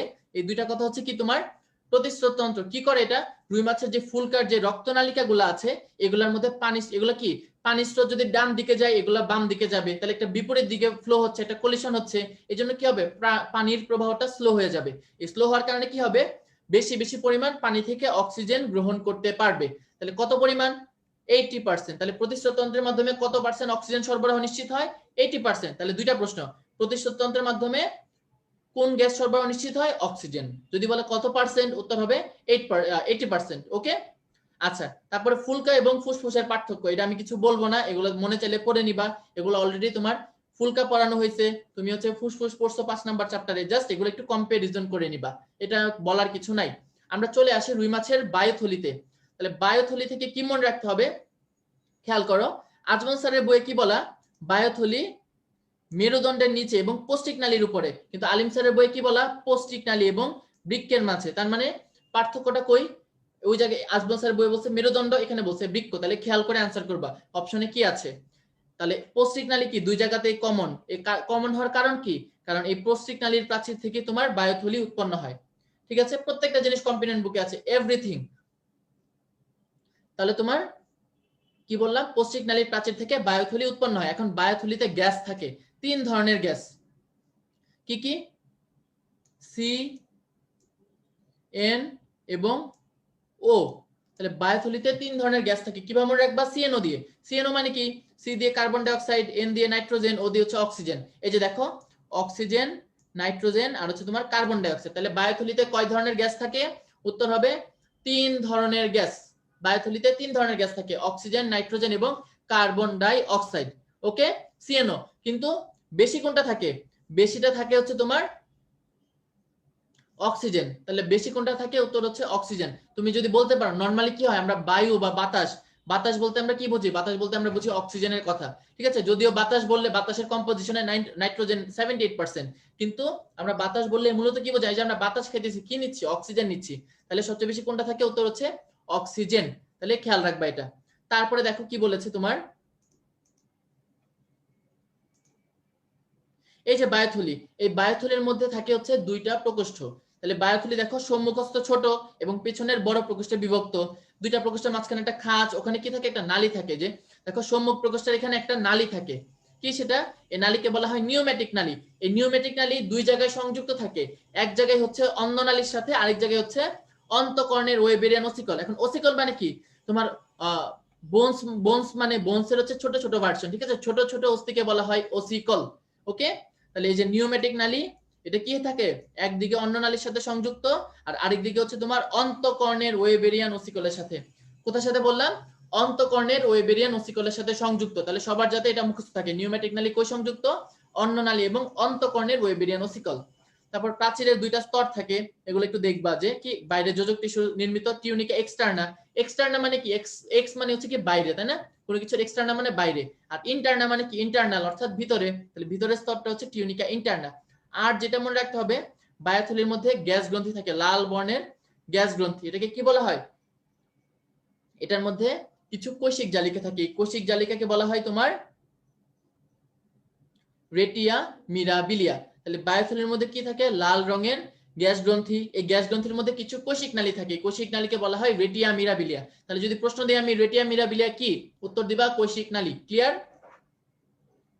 নেক্সট আছে তোমার এই যে বায়ুথলি, 2টা প্রকোষ্ঠ, মাঝখানে একটা নালী থাকে, নালীটাকে বলে নিউমেটিক নালী। ওকে, এন্ড বায়ুথলির কাজ, তুমি একটু, আমি স্লাইডটা ছোট করতেছি, পরে আবার বড় করতেছি।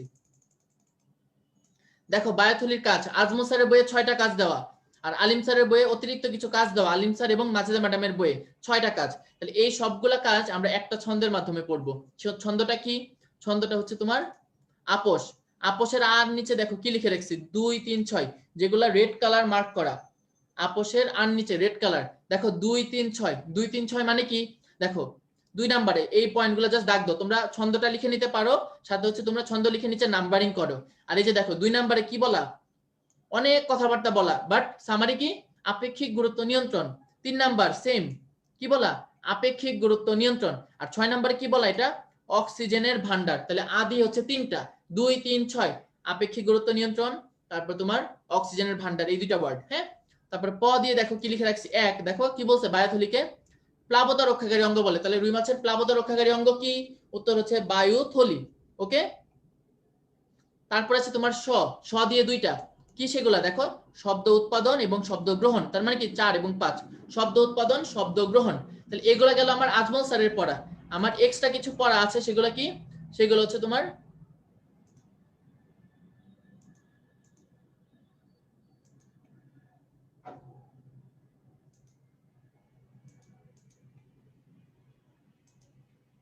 সেগুলো দেখো আলিম স্যারের বইয়ে বলা। তাহলে আপোষে দেখো আন নিচে আমি 2 লিখছি, কেন 2 লিখছি দেখো, বায়োথলির যে অতিরিক্ত কাজগুলো আছে 2 নাম্বার কাছে কি অভিযোজনক্ষম ভাষালঙ্গ, তাহলে এটা কি আর মধ্যে চলে আসতেছে।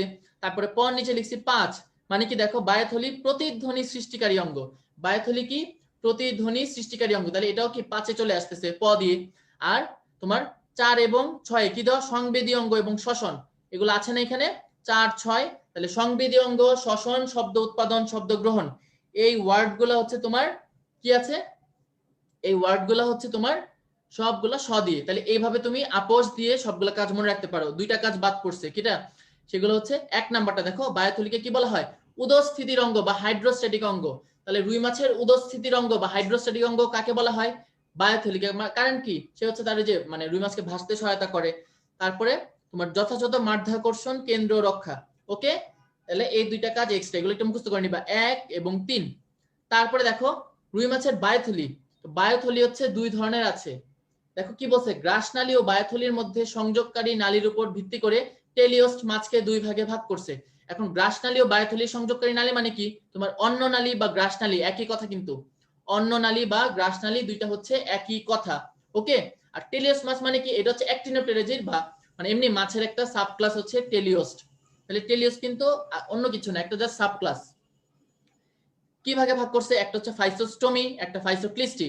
ফাইসোস্টোমি মানে কি যাদের নিওমেটিক নালী আছে, আর ফাইসোক্লিস্টি মানে যাদের নিওমেটিক নালী নাই। কি বললাম, যাদের নালী আছে তারা ফাইসোস্টোমি, আর যাদের নালী নাই তারা ফাইসোক্লিস্টি। উদাহরণ কি, ফাইসোস্টোমির উদাহরণ হচ্ছে রুই মাছ এবং কাতলা মাছ, আর ফাইসোক্লিস্টির উদাহরণ হচ্ছে কই, টাকি। তাহলে এগুলো একটু মুখস্থ করতে হবে। ওকে, তাহলে তোমার ফাইসোস্টোমির উদাহরণ কি রুই মাছ এবং কাতলা মাছ, আর ফাইসোক্লিস্টি কি কই মাছ, টাকি মাছ। তাহলে সবার যাতে এটা মুখস্থ থাকে। ওকে, আচ্ছা নেক্সট হচ্ছে আরেকটা স্পট এক্সাম। আমি জাস্ট 30 সেকেন্ড সময় দিচ্ছি, তোমরা 30 সেকেন্ড বা 1 মিনিট সময় দিচ্ছি, তোমরা হচ্ছে একটু পুরাতন পড়াগুলো দেখো, আমি একটা স্পট এক্সাম আবার।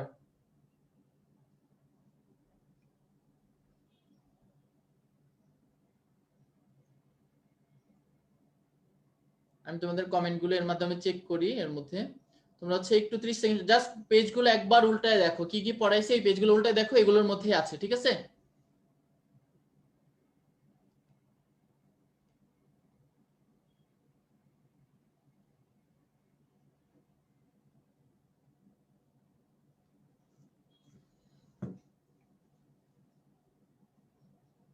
ঠিক আছে, তাহলে স্পট এক্সাম 2 3টা প্রশ্ন আছে, তোমরা একটু আনসার করে ফেলো। স্পট এক্সাম 2 3টা প্রশ্ন, আমি তোমাদের আনসারগুলো একটু চেক করি। ওকে,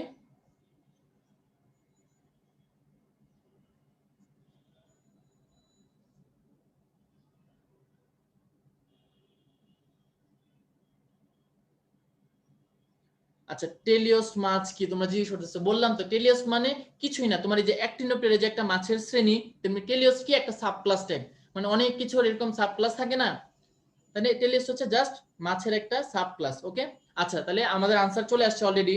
তোমার সিলিয়াক মেসেন্টারিক ধমনী কোথায় রক্ত সরবরাহ করে না, উত্তর কি হবে বি, দেহ প্রাচীর, কারণ দেহ প্রাচীরে কে সরবরাহ করে, প্যারাটাল ধমনী। বায়োথলির কাজ নয় কোনটি, শব্দ সৃষ্টি, প্রতিরক্ষা, আপেক্ষিক গুরুত্ব নিয়ন্ত্রণ, প্লবতা রক্ষা।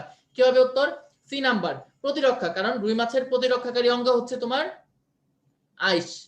আর লাস্টে কি আছে, রুই মাছের দেহের প্রতি পাশে কয়টা ফুল কার্ডস থাকে, উত্তর কি 5টা। যদি আমি বলতে, এখানে তো অপশনে 10 দেই নাই, তাহলে কনফিউশনের কোনো সুযোগ নাই।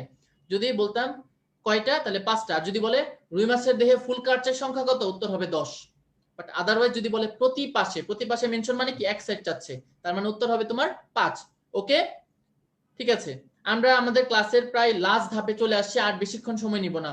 তাহলে দেখো রুই মাছের প্রজনন এবং জীবন বৃত্তান্ত।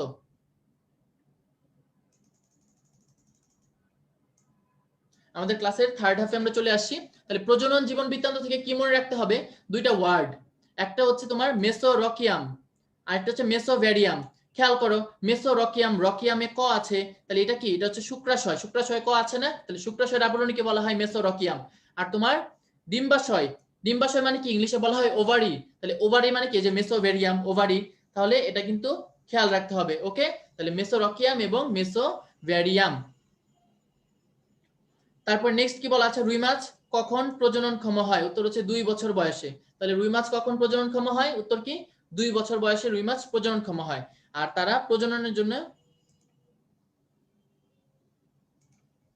তৈরি হয় হচ্ছে জুন জুলাই মাসে। এই যে খেয়াল করো, প্রজননের জন্য তৈরি হয় কি 2 বছর বয়সে জননক্ষম হয়। তারপরে রুই মাছ কি হয় জুন জুলাই মাসে প্রজননের জন্য তৈরি হয়। তারপরে একটা কথা বলা, রুই মাছ তার প্রতি কেজি দেহ ওজনের জন্য কতটুকু মানে ডিম উৎপাদন করে? উত্তর হচ্ছে 1 লক্ষ থেকে 4 লক্ষ। ঠিক আছে, রুই মাছ তার প্রতি কেজি দেহ ওজনের জন্য কি করে? 1 লক্ষ থেকে 4 লক্ষ ডিম উৎপাদন করে। এই ইয়াটাকে বলা হয় ফিকান্ডিটি। আমরা একটু পরেই পড়বো একটা স্লাইডে ফিকান্ডিটি কি। তারপর নিষেক, নিষেক থেকে পড়তে হবে। নিষেক কোথায় হয়? রুই মাছের নিষেকটা হয় পানিতে, এবং বহির্নিষেক হয়, অর্থাৎ মানে স্ত্রী রুই মাছটা হচ্ছে ডিম ছাড়ে আর পুরুষটা হচ্ছে স্পার্ম ছাড়ে, দুইটা মিলে পানির মধ্যেই হচ্ছে নিষেকটা হয়। জন্য রুই মাছের নিষেককে কি বলে? বহির্নিষেক। আর এই নিষেকের সময় পানিতে তাপমাত্রা থাকে 27 থেকে 30 ডিগ্রি সেলসিয়াস। আলিম স্যারের বইয়ে বলা পানিতে এই সময় তাপমাত্রা থাকে 24 থেকে 28। তাহলে এখানে তুমি একটু টান দিয়ে লিখে নাও 24 থেকে 28। ওকে, তাহলে রুই মাছ কি হয় 24 থেকে 28 ডিগ্রি সেলসিয়াস। আলিম স্যারের বই এটা বলা। আর আজমল স্যারের বই কি বলা? 27 থেকে 30 ডিগ্রি। আর লাস্ট পয়েন্ট, সেটা কি নিষিক্ত ডিমকে জাইগোট বলে। তোমরা সবাই জানো স্পার্ম এবং ওভাম মিলে কি তৈরি করে? জাইগোট তৈরি করে, তাই না? এই জন্য কি বলছে? নিষিক্ত ডিমকে জাইগোট বলে। এবার দেখো আমি তোমাদেরকে যে স্লাইডটার কথা বলছিলাম, এইটা হচ্ছে তোমার কম্পিনিয়ন বুকে আছে। এই স্লাইডটা সম্পূর্ণটাই কম্পিনিয়ন বুকে আছে। ঠিক আছে, তাহলে খেয়াল করো কি আছে, কিছু ওয়ার্ড, কিছু সংজ্ঞা দেওয়া। সবার প্রথমে দেখো ডিম কি বলা? রুই মাছের ডিমের সাইজ কত? ডিমের ব্যাস 4.1 থেকে 4.8 মিলিমিটার। তারপরে দুইটা ওয়ার্ড আছে, ডিমের ধরন। ডিম হচ্ছে দুই রকম থাকে, একটা ডিমার্সাল ডিম, একটা প্যালাজিক ডিম। ডিমার্সাল মানে কি? দেখো ড দিয়ে ডিমার্সাল, ড দিয়ে কি ডুবা, তার মানে কি যেসব ডিম নিষেকের পরে ডুবে যায় সেগুলোকে বলে ডিমার্সাল ডিম, আর যেসব ডিম নিষেকের পরে ভেসে থাকে সেগুলোকে বলে প্যালাজিক ডিম। যেমন ডিমার্সাল ডিমের উদাহরণ হচ্ছে রুই মাছ। রুই মাছ নিজেই একটা ডিমার্সাল ডিমের উদাহরণ। ওকে, আর প্যালাজিক ডিম কি? প্যালাজিক ডিম হচ্ছে সামুদ্রিক মাছ। এই যে বিভিন্ন সামুদ্রিক মাছ যা আছে, হাঙ্গর টাঙ্গর টিমি টিমি যাই বলো, এগুলো হচ্ছে প্যালাজিক ডিমের উদাহরণ। তারপরে দেখো কিছু ওয়ার্ড, একটা হচ্ছে স্পনিং। স্পনিং, স্পনিং জিনিসটা কি? স্ত্রী রুই মাছ ডিম পাড়তেছে, পুরুষ রুই মাছ কি শুক্রাণু নিঃসরণ করতেছে, এই যে প্রক্রিয়াটা এটাকে বলে স্পনিং। এটা কত সেকেন্ডের মধ্যে হয়? 15 সেকেন্ডের মধ্যে। তারপর ইন্ডিও স্পনিং। ইন্ডিও স্পনিং মানে কি? এই যে আমরা বিভিন্ন মাছের হ্যাচারি আছে, হ্যাচারিগুলোর মধ্যে কি হয় আর্টিফিশিয়ালি হচ্ছে ব্রিডিং করা হয় না মাছের, এই আর্টিফিশিয়াল ব্রিডিংটাই হচ্ছে ইন্ডিও স্পনিং। কি করা হয়? মাছের মধ্যে এইচসিজি হরমোন অর্থাৎ হিউম্যান কোরিওনিক গনোড্রোপিন, এই হরমোনটা ইনজেক্ট করা হয় মাছের মধ্যে। হিউম্যান কোরিওনিক গনোড্রোপিন হরমোনটা ইনজেক্ট করা হয়, সাথে হচ্ছে পিটুইটারি গ্রন্থিও ইনজেক্ট করা হয়। তারপর ফিকান্ডিটি অলরেডি বলা হয়েছে, রুই মাছ তার প্রতি কেজি দেহ ওজনের জন্য 1 লক্ষ থেকে 4 লক্ষ ডিম উৎপাদন করে, এই ক্ষমতাকে বলে ফিকান্ডিটি। নেক্সট আছে তোমার অ্যাট্রেসিয়া কি আর ব্রুড মাছ কি। অ্যাট্রেসিয়া মানে তোমার রুই মাছ, স্ত্রী রুই মাছ ডিম পারলো, ঠিক আছে, কিন্তু এটা মানে উপযুক্ত পরিবেশ পাইলো না, যে সে হচ্ছে গিয়ে মানে পানির মধ্যে যে অক্সিজেন নাই, ওই তাপমাত্রাটা নাই, তাহলে ডিম পাড়ার পরে কি সেগুলো আবার সে তার বডি থেকে শোষণ করে ফেলবে, এটাকে বলে অ্যাট্রেসিয়া।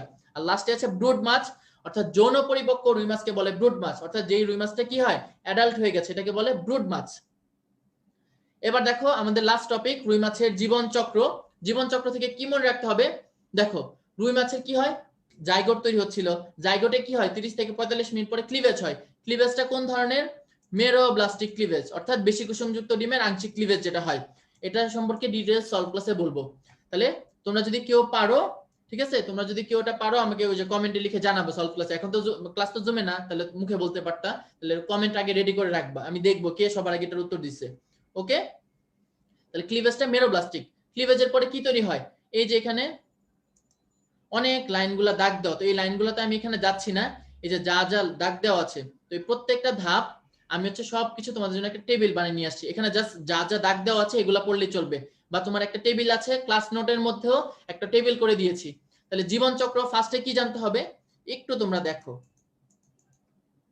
জীবন চক্রের ধাপের আগে এবার আসো একটু জোকস করি। হ্যাঁ, আমরা অনেকক্ষণ পড়লাম, তাহলে তোমরা আমাকে একটু কমেন্টের মাধ্যমে জানাও, তোমরা আমাকে কমেন্টের মাধ্যমে জানাও যে তোমাদের ফেভারিট ভিলেন কে, তোমাদের বাংলা ছবির ফেভারিট ভিলেন কে, আমি একটু শুনি তোমাদের কার কাকে পছন্দ। তোমরা যদিও এখন অবশ্য বাংলা ছবি টবি দেখার একটা প্রচলন নাই বেশি, তারপরেও হয়তো ছোটকালে তো দেখছোই, আমরা ছোটকালে ডিশ টিশ ছিল না, গ্রামে থাকতাম, তখন হচ্ছে কি তখন এরকম অনেক দেখতাম মানে বাংলা ছবি। তাহলে বলো তোমাদের বাংলা ছবির, আচ্ছা ভিডিও চলে যায়নি, আমি নিজে একটা হোয়াইট পেজ আনছি, ভিডিও যায়নি।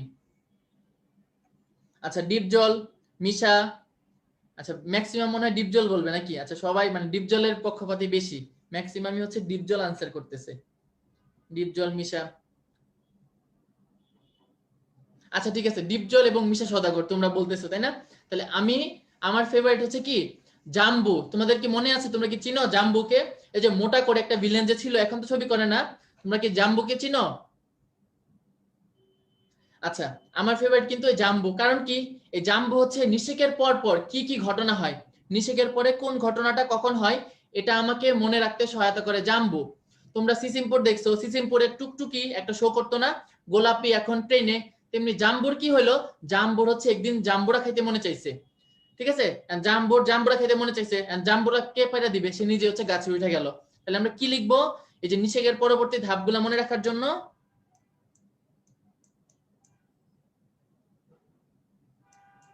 জাম্বু এখনটা আমি লিখলাম না, ঠিক আছে, এখনটা স্কিপ করলাম, জাম্বু এখন গাছে, কারণ এখনটা আমাদের হচ্ছে লাগবে না। তাহলে জাম্বু গাছে বা জাম্বু এখন গাছে, মাউস দিয়ে লিখতেছি তো এই জন্য হচ্ছে লেখা তেরা ভাগে, হ্যাঁ আমার লেখা এত খারাপ না। আচ্ছা, তাহলে তোমার এই জাম্বু এখন গাছে, এটাতে কি মনে রাখবা তুমি, দেখো খুব সুন্দর, নিষেকের পর সবার প্রথমে কি হয়, ফার্স্ট হচ্ছে জাইগোট তৈরি হয়, শুক্রাণু এবং ডিম্বাণু মিলে কি তৈরি করে, জাইগোট তৈরি করে। তারপরে জাইগোট কি হয়, ম ম মানে হচ্ছে মরুলা, তাহলে জাইগোট থেকে পরবর্তী ধাপটা কি হবে, উত্তর হচ্ছে মরুলা। তারপরে মরুলার পরে ব দিয়ে কি, এন্ড ব দিয়ে আবার তোমরা ভাইবো না যে ভাই বাংলা ছবির কথা বলতেছে, তাহলে মনে হয় মরুলার পরে বুবলি আসবে, এই বু দিয়ে তো বুবলির কথা মনে পড়ে নাকি, তাহলে ব দিয়ে হবে তোমার ব্লাস্টুলা, এখানে কিন্তু আবার বুবলি টুবলি না, তাহলে ব দিয়ে কি ব্লাস্টুলা, হ্যাঁ আমি আবার বুবলি বলে ফেলতেছিলাম। আচ্ছা, আর লাস্টে কি হয়, সবার লাস্টে গ্যাস্ট্রুলা, আর গাছ এ এ মানে কি, এ দিয়ে হচ্ছে অর্গানোজেনেসিস লাস্টে। তাহলে মনে রাখবা নিষেকের পরে কি কি হয়, জাম্বু এখন গাছে, তাহলে জাইগট, মোরোলা, ব্লাস্টোলা, গ্যাস্ট্রোলা। আর যাতে কারো কোনো প্যাচ লাগে না, তোমাদের মোরোলা, ব্লাস্টোলা, গ্যাস্ট্রোলাতে অনেক প্যাচ লাগতো, স্পেশালি মোরোলা এবং ব্লাস্টোলাতে, তাহলে তোমার যাতে কারো কোনো ভুল না যায়। এই যে আমি এখন এই জাম্বুর কথা বললাম, তোমরা হচ্ছে গিয়ে সেটা এই যে উল্টাপাল্টা কথাবার্তা কিন্তু শুরু করবে না, খবরদার। আমি পরে হচ্ছে কমেন্ট দেখে তারপর কিন্তু ব্লক টক দিব আবার পরে। আচ্ছা, কেউ কি আবার জাম্বুকে চিনতেছে না, তোমার তো জীবন বৃথা, জাম্বুকে চিনতেছো না, ঠিক আছে। তাহলে নেক্সট তোমার এই যে এখন কমেন্ট বন্ধ, হ্যাঁ অনেক কথাবার্তা বলছে এখন বন্ধ, তাহলে জাম্বু এখন গাছে, জাইগোট, মরুলা, ব্লাস্টুলা এবং গ্যাস্ট্রুলা। তাহলে আমরা দেখি কি কি হয়, হ্যাঁ এই যে দেখো শুক্রাণু ডিম্বাণু মিলে কি হচ্ছে, নিষেক হচ্ছে, নিষেক হয়ে কোন ধরনের নিষেক, বহি নিষেক, কি তৈরি হয়, জাইগোট। তাহলে জাইগোট কি, একটু আগে আমরা লাইনটা পড়ছি যে নিষিক্ত ডিমকে জাইগোট বলা হয়, তাহলে জাইগোটের মধ্যে কি হয়, ক্লিভেজ হয়, ক্লিভেজ মানে কি ভাঙন, জাইগোটটা একটা কোষ, এটা হচ্ছে বারবার হচ্ছে মাইটোসিস হয়, হয়ে কি তৈরি হয়, মরুলা তৈরি হয়। তাহলে দেখো মেরোব্লাস্টিক ক্লিভেজ হয়, কি হয়, আঙ্গুরের থোকার মতো মরুলা, মানে কি তোমার জাইগোট অনেকগুলা ক্লিভেজ হয়ে ভাঙতে ভাঙতে ভাঙতে ভাঙতে কি হয়, ছোট ছোট মরুলা হয়ে যায়। তাহলে এই ছোট ছোট কোষপিণ্ড, এই প্রত্যেকটা কোষকে কি বলে, ব্লাস্টোমিয়ার। তাহলে মরুলার প্রত্যেকটা কোষকে কি বলে, ব্লাস্টোমিয়ার। মরুলার কোষগুলা কি হয়, ব্লাস্টোমিয়ার গুলা পরে হচ্ছে এরকম অ্যাসেম্বলি প্যারেডের মতো সজ্জিত হয়ে যায়, দেখো একটা ডিম্বাকার লাইনে সজ্জিত হয়ে যাচ্ছে, একটা সিঙ্গেল লাইনে, এই সিঙ্গেল লাইনটাকে বলে কি, ব্লাস্টোডার্ম। আর তোমার মাঝখানে একটা ফাঁকা জায়গা তৈরি করে তারা এই সজ্জিত হয়ে, সেটাকে বলে কি, ব্লাস্টোসিল। তাহলে এটাই কি ব্লাস্টুলা ধাপ, ব্লাস্টুলা ধাপের দুইটা অংশ, একটা ব্লাস্টোডার্ম, একটা ব্লাস্টোসিল। ব্লাস্টোসিল মানে কি, সিল মানে ফাঁকা গহ্বর বা জায়গা, আর ব্লাস্টোডার্ম কি, এই যে একটা কোষের লেয়ার, এই যে ব্লাস্টোমিয়ারের একটা লেয়ার। আর ব্লাস্টুলা থেকে লাস্টে গ্যাস্ট্রুলা হয়, গ্যাস্ট্রুলা থেকে হয় অর্গানোজেনেসিস। ক্লিয়ার কথাটা? ওকে। তারপরে দেখো এই যে রুই মাছের জীবন চক্র একটু আগে দেখাইছিলাম, এখানে অনেক কথাবার্তা লিখে, এখন যদি তোমাদের আমি দাগাই দিচ্ছি কি কি পড়তে হবে, তোমাদের বইয়ের মধ্যে এটা দেখলে কিন্তু তোমার হচ্ছে গিয়ে একদম মাথা মাথা পুরো খারাপ হয়ে যায়, হাই হাই এটা কি দিল, রুই মাছের জীবন চক্র পড়তে গিয়ে তো নিজের নাম ধাম নিজের জীবনী ভুলে গেলাম, যে আমি যে মানুষ এটাই তো আমি ভুলে যাই এগুলো পড়তে গিয়ে। তাহলে এইগুলো হচ্ছে গিয়ে এই যে একটা ছকে দিয়ে দিছে, এটা কম্পিনিয়ন বুকের মধ্যে দেখবো খুব সুন্দর করে দেওয়া। তাহলে কি এটা, দেখো নিষেকের পরে কি হয়, আমরা কিছু ঘন্টা পড়বো কিছু দিন পড়বো। তাহলে সবার প্রথমে কি হয়, 12 ঘন্টা সময়, ওদের চোখে কালো দাগ দেখা যায়, তুমি নিজে চিন্তা করো, সে অনেক দিন ধরে পড়তেছে, এই যে তোমরা যেমন এখন না ঘুমায়া পড়তে পড়তে পড়তে পড়তে কি হয়, চোখের মধ্যে ডার্ক সার্কেল পড়ে যায়। তাহলে রুই মাছ কি হয়, এরকম 12 ঘন্টা জেগে আছে, সে অনেকক্ষণ ধরে ঘুমায় না, তার চোখের মধ্যে ডার্ক সার্কেল হয়। তাহলে এটাকে কি বলতেছে, মানে চোখে কালো দাগ পড়ে বা ডার্ক সার্কেল, তোমরা যেটা দিয়ে মনে রাখো, ডার্ক সার্কেল বা কালো দাগ। ওকে। তারপর আছে তোমার 24 ঘন্টা কি হয়, ফুলকার্চ, ওই যে বলছিলাম অস্থিময় ফুলকার্চ, প্রত্যেকটি ফুলকা সূত্র এক একটি অস্থিময় আর্চে অবলম্বিত, তাহলে ওই ফুলকার্চটা কখন দেখা যায়, 24 ঘন্টার সময়। তারপর 36 ঘন্টা কি দেখা যায়, বক্ষ পাখনা 48 ঘন্টা সময়। এই যে অনেক বড় একটা টপিক, কি সেটা বায়ুথলি। তাহলে রুই মাছের বায়ুথলি কখন দেখা যায়? 48 ঘন্টার সময়। ওকে, তারপর 72 ঘন্টার সময় কি হয়? রুই মাছের লার্ভা দশা শেষ, মানে ডিম ফুটে লার্ভা বের হয়, এই লার্ভা দশাটা এখন শেষ। তাহলে এখন তাকে কি বলা হবে? এই সময়টাকে বলা হয় কি? ডিম পোনা, রেণুপোনা বা হ্যাচলিং এর বয়স। এগুলো সম্পর্কে আমি একটু ডিটেইলস সলভ ক্লাসে বলবো, ছবি দেখাবো তোমাদের সলভ ক্লাসে। ওকে, তোমাদেরকে সলভ ক্লাসে আমি ছবি দেখাবো এগুলার, যে ডিম পোনা কি, রেণু পোনা কি, তারপর ধানি পোনা কি, আঙ্গুলি পোনা কি। তো তোমরা হচ্ছে ওই সময়টা কিন্তু একটু দেখতে পারো। আচ্ছা, তারপর দেখো তোমার 72 ঘন্টা সময় কি হয়? লার্ভা দশা সমাপ্তি। এই সময়টাকে বলা হয় ডিম পোনা, রেণু পোনা বা হ্যাচলিং এর বয়স। এখন এখানে ঝামেলা কই? ওই যে আমি ফার্স্ট পেজ পড়ানোর সময় বলছিলাম হালদা নদীর রেণু পোনা বা ডিম পোনার বয়স 4 দিন। তাহলে তুমি কি করবা? তোমার যদি হচ্ছে গিয়ে ঘন্টা দিয়ে প্রশ্ন থাকে তখন উত্তর করবা 72 ঘন্টা, বাট যদি বলে কয় দিন তাহলে বুঝবা ফার্স্ট পেজ থেকে প্রশ্ন হয়েছে, উত্তর হবে কয় দিন? 4 দিন। তাহলে এটা যাতে মনে থাকে। ওকে, তাহলে যদি বলে কয় দিন, উত্তর হবে 4 দিন, বাট যদি বলে কয় ঘন্টা, উত্তর কি? 72 ঘন্টা হবে। ওকে, এটা যাতে মনে থাকে। তারপরে তার ডিম পোনা শেষ। এবার নেক্সট যে পোনাটা তৈরি হবে সেটাকে বলে ধানি পোনা বা আঙ্গুলি পোনা। নেক্সট যেটা তৈরি হবে ধানি পোনা বা আঙ্গুলি পোনা। অ্যাকচুয়ালি ধানি পোনা এবং আঙ্গুলি পোনা দুইটা আলাদা জিনিস।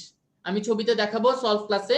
তুমি জাস্ট এখন যেহেতু আজমল স্যারের বইয়ে বলা যে 96 ঘন্টার সময় যেটা হয় সেটাকে ধানি পোনা বা আঙ্গুলি পোনা দুইটাই বলা হয়। তাহলে তুমি জাস্ট এই কথাটাই মনে রাখো। তাহলে 96 ঘন্টার সময় কি বলা হবে? ধানি পোনা বা আঙ্গুলি পোনা। তারপর নেক্সট আছে তোমার লাস্ট দুইটা মনে রাখবা, 5 দিন আর 15 দিন। 5 দিনের সময় কি হয়? রুই মাছের লেজে একটা লাল দাগ দেখা যায়, ওইটা দেখে হচ্ছে বাছাই করে যে হ্যাঁ এটা রুই মাছের পোনা। আর লাস্ট যেটা আছে তোমার সেটা কি? 15 দিন। 15 দিনের সময় কি দেখা যায়? ওই যে ফার্স্টে একটা ম্যাক্সিলারি বারবেলের কথা বলছিলাম তোমাদেরকে, এই ম্যাক্সিলারি বারবেল মাথায় যেটা ছিল, এই ম্যাক্সিলারি বারবেলটা হচ্ছে তোমার তখন দেখা যায়। তাহলে এই পয়েন্টগুলো তোমার ভালো করে মনে রাখতে হবে। ওকে, তাহলে আমি আবার রিপিট করছি। 12 ঘন্টার সময় কি হয়? চোখে কালো দাগ বা ডার্ক সার্কেল, যেটা দিয়ে মনে রাখো। 24 ঘন্টার সময় ফুলকা আঁচ। 36 ঘন্টার সময় বক্ষ পাখনা। 48 ঘন্টার সময় বায়ুথলি। তারপর 72 ঘন্টার সময় কি হয়? তার লার্ভা দশা শেষ, অর্থাৎ ডিম পোনা, রেণু পোনা বা হ্যাচলিং এর বয়স এটা। তারপর 96 ঘন্টার সময় লার্ভা দশা শেষ, এখন যে পোনাটা এটাকে বলে ধানি পোনা বা আঙ্গুলি পোনা। তারপর 5 দিনের সময় রুই মাছের লেজে লাল দাগ দেখে এটা শনাক্ত করা হয়। আর 15 দিনের সময় কি দেখা যায়? Maxillary barbell. আর লাস্ট এখানে যে কথাটা বলা, তুমি হচ্ছে এই যে দেখবা রুই মাছের প্রাকৃতিক সংরক্ষণ, অনেক কথাবার্তা বলা। তো এই পেজে তোমার যত যাই বলা থাকুক কিছু পড়ার দরকার নেই, তুমি খালি মনে রাখবা যদি মাছ নিয়ে কোনো প্রশ্ন আসে, মাছের খনি, মৎস্য খনি, মাছের ব্যাংক, জিনের ব্যাংক, তারপরে মাছের ডাচ বাংলা, রূপালী, পূবালী, সোনালী, ইস্টার্ন ব্যাংক, যেই ব্যাংকই বলুক উত্তর একটাই। কোন নদী? উত্তর হচ্ছে হালদা নদী। ওকে, তোমার যে নদী বলো উত্তর কি হবে? যদি মাছ রিলেটেড কোনো নদী আসে উত্তর হবে অবশ্যই হালদা নদী। একদম চোখ বন্ধ করে তুমি হালদা নদী দাগাই দিয়ে আসবা। ঠিক আছে, এর মাধ্যমে আমাদের ক্লাস শেষ। Thank you so much.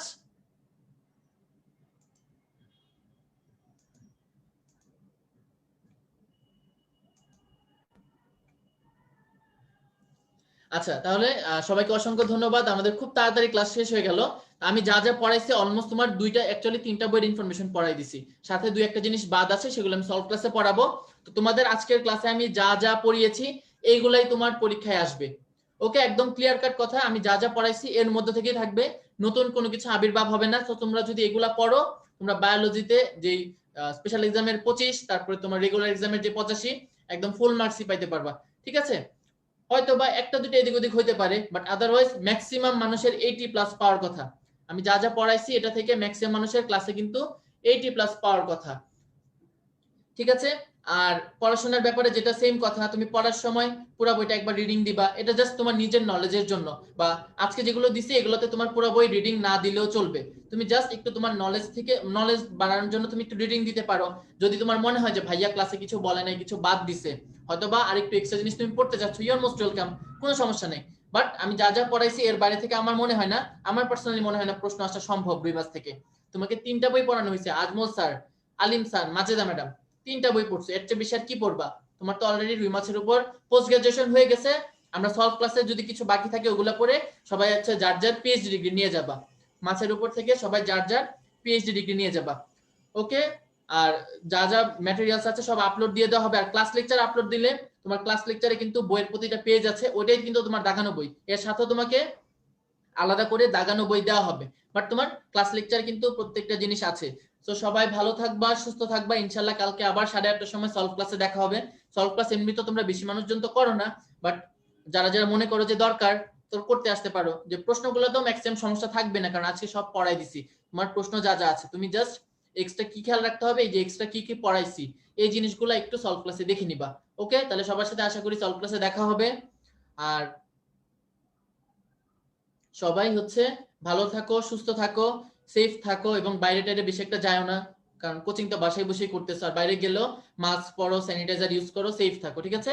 কারণ অ্যাডমিশনের সময়টা খুবই ক্রুশিয়াল। এখন যদি অসুস্থ হয়ে যাও তোমার 10-12 দিন একটা লস যাবে। এই ট্রমাটা কিন্তু 10-12 দিন লস যাওয়া মানে তোমার 5-6টা চ্যাপ্টার, কিন্তু এটা কিন্তু তোমার এই ল্যাকিংসটা তোমার লাস্ট পর্যন্ত থেকে যাবে। সো সবাই পড়াশোনার কন্টিনিউটি ধরে রাখো। কোনোদিন এরকম হইতে পারে পড়া ভালো লাগছে না, যদি এরকম হয় যে হ্যাঁ আমার পড়তে ভালো লাগতেছে না, সেদিন কি করবা, একটু গ্যাপ নিবা, গ্যাপ নিয়ে তুমি পরের দিন বেশি করে কভার করে নিবা, ঠিক আছে? বাট সব সময় পড়াশোনার মধ্যে থাকতে হবে। তুমি অল দা টাইম যাতে তুমি তোমার পড়াশোনার মধ্যেই থাকো, পড়াশোনার উপর তোমার ফোকাস রাখতে হবে, ঠিক আছে? এটা যাতে সবার মাথায় থাকে। ভালো করে পড়লে ইনশাল্লাহ তুমি চান্স পাবা। তুমি জাস্ট এটাই মনে রাখো, কে কি পারলো না পারলো সেটা ফ্যাক্টর, তুমি তোমার প্রিপারেশন ভালো করে নিবা, তুমি হার্ড ওয়ার্ক করবা, তাইলে তুমি চান্স পাবা, ঠিক আছে? তাহলে সবার জন্য best of luck regular exam গুলার জন্য। ইনশাআল্লাহ সলভ ক্লাসে আবার দেখা হবে, এবং আশা করব সবাই এক্সাম দিবা। আর তোমরা ক্লাস করো অনেক মানুষ, কিন্তু এক্সাম কিন্তু বেশি মানুষ দাও না, এটা কিন্তু খুব খারাপ অভ্যাস। সবাই এক্সাম দিবা প্লিজ, এটা আমার রিকোয়েস্ট। সবাই প্লিজ হচ্ছে তোমার রিকোয়েস্ট, সবাই এক্সাম দিবা। আর ক্লাসের ভিডিও অনেকক্ষণ থাকবে, তোমার ঘাসফড়িং এর ভিডিও তো মনে হয় এখনো আছে আজকে রাতে। আর হচ্ছে আজকে প্যারালাল কোর্সে তোমাদের ঘাসফড়িং এর ক্লাস আছে 6টার সময়। তখন আমি 6টার সময় আবার দেখা হবে। তো যাদের যাদের মনে হয় ঘাসফড়িং আমি যা যা পড়াই দিছিলাম এতেই তোমার ক্লিয়ার হয়ে যাওয়ার কথা, তারপর যদি মনে হয় যে ঘাসফড়িংটা একটু আবার পড়বা, আবার ক্লিয়ার করবা, নতুন করে পড়ার দরকার নেই। অ্যাটলিস্ট তুমি জাস্ট তোমার ক্লাসের পড়াগুলা, তুমি ক্লাসে যদি কথাগুলো শোনো তাহলে কিন্তু তোমার অনেক বেশি পড়া আবার ক্লিয়ার হয়ে যাবে। তুমি জাস্ট আবার শুনলা, সেটাই তোমার উপকার হবে। তাহলে সন্ধ্যা 6টার সময় আবার দেখা হবে, আমি ভুলে গেছিলাম প্যারালাল কোর্সের কথা। তাহলে সবাই থেকে বিদায় নিচ্ছি, সবাই ভালো থাকো, সুস্থ থাকো, আল্লাহ হাফেজ। আর যার কোনো সমস্যা থাকবে কমেন্ট বক্সে করো কমেন্ট, জুলজির আমি সব আনসার দিব। ওকে, ঠিক আছে, আল্লাহ হাফেজ।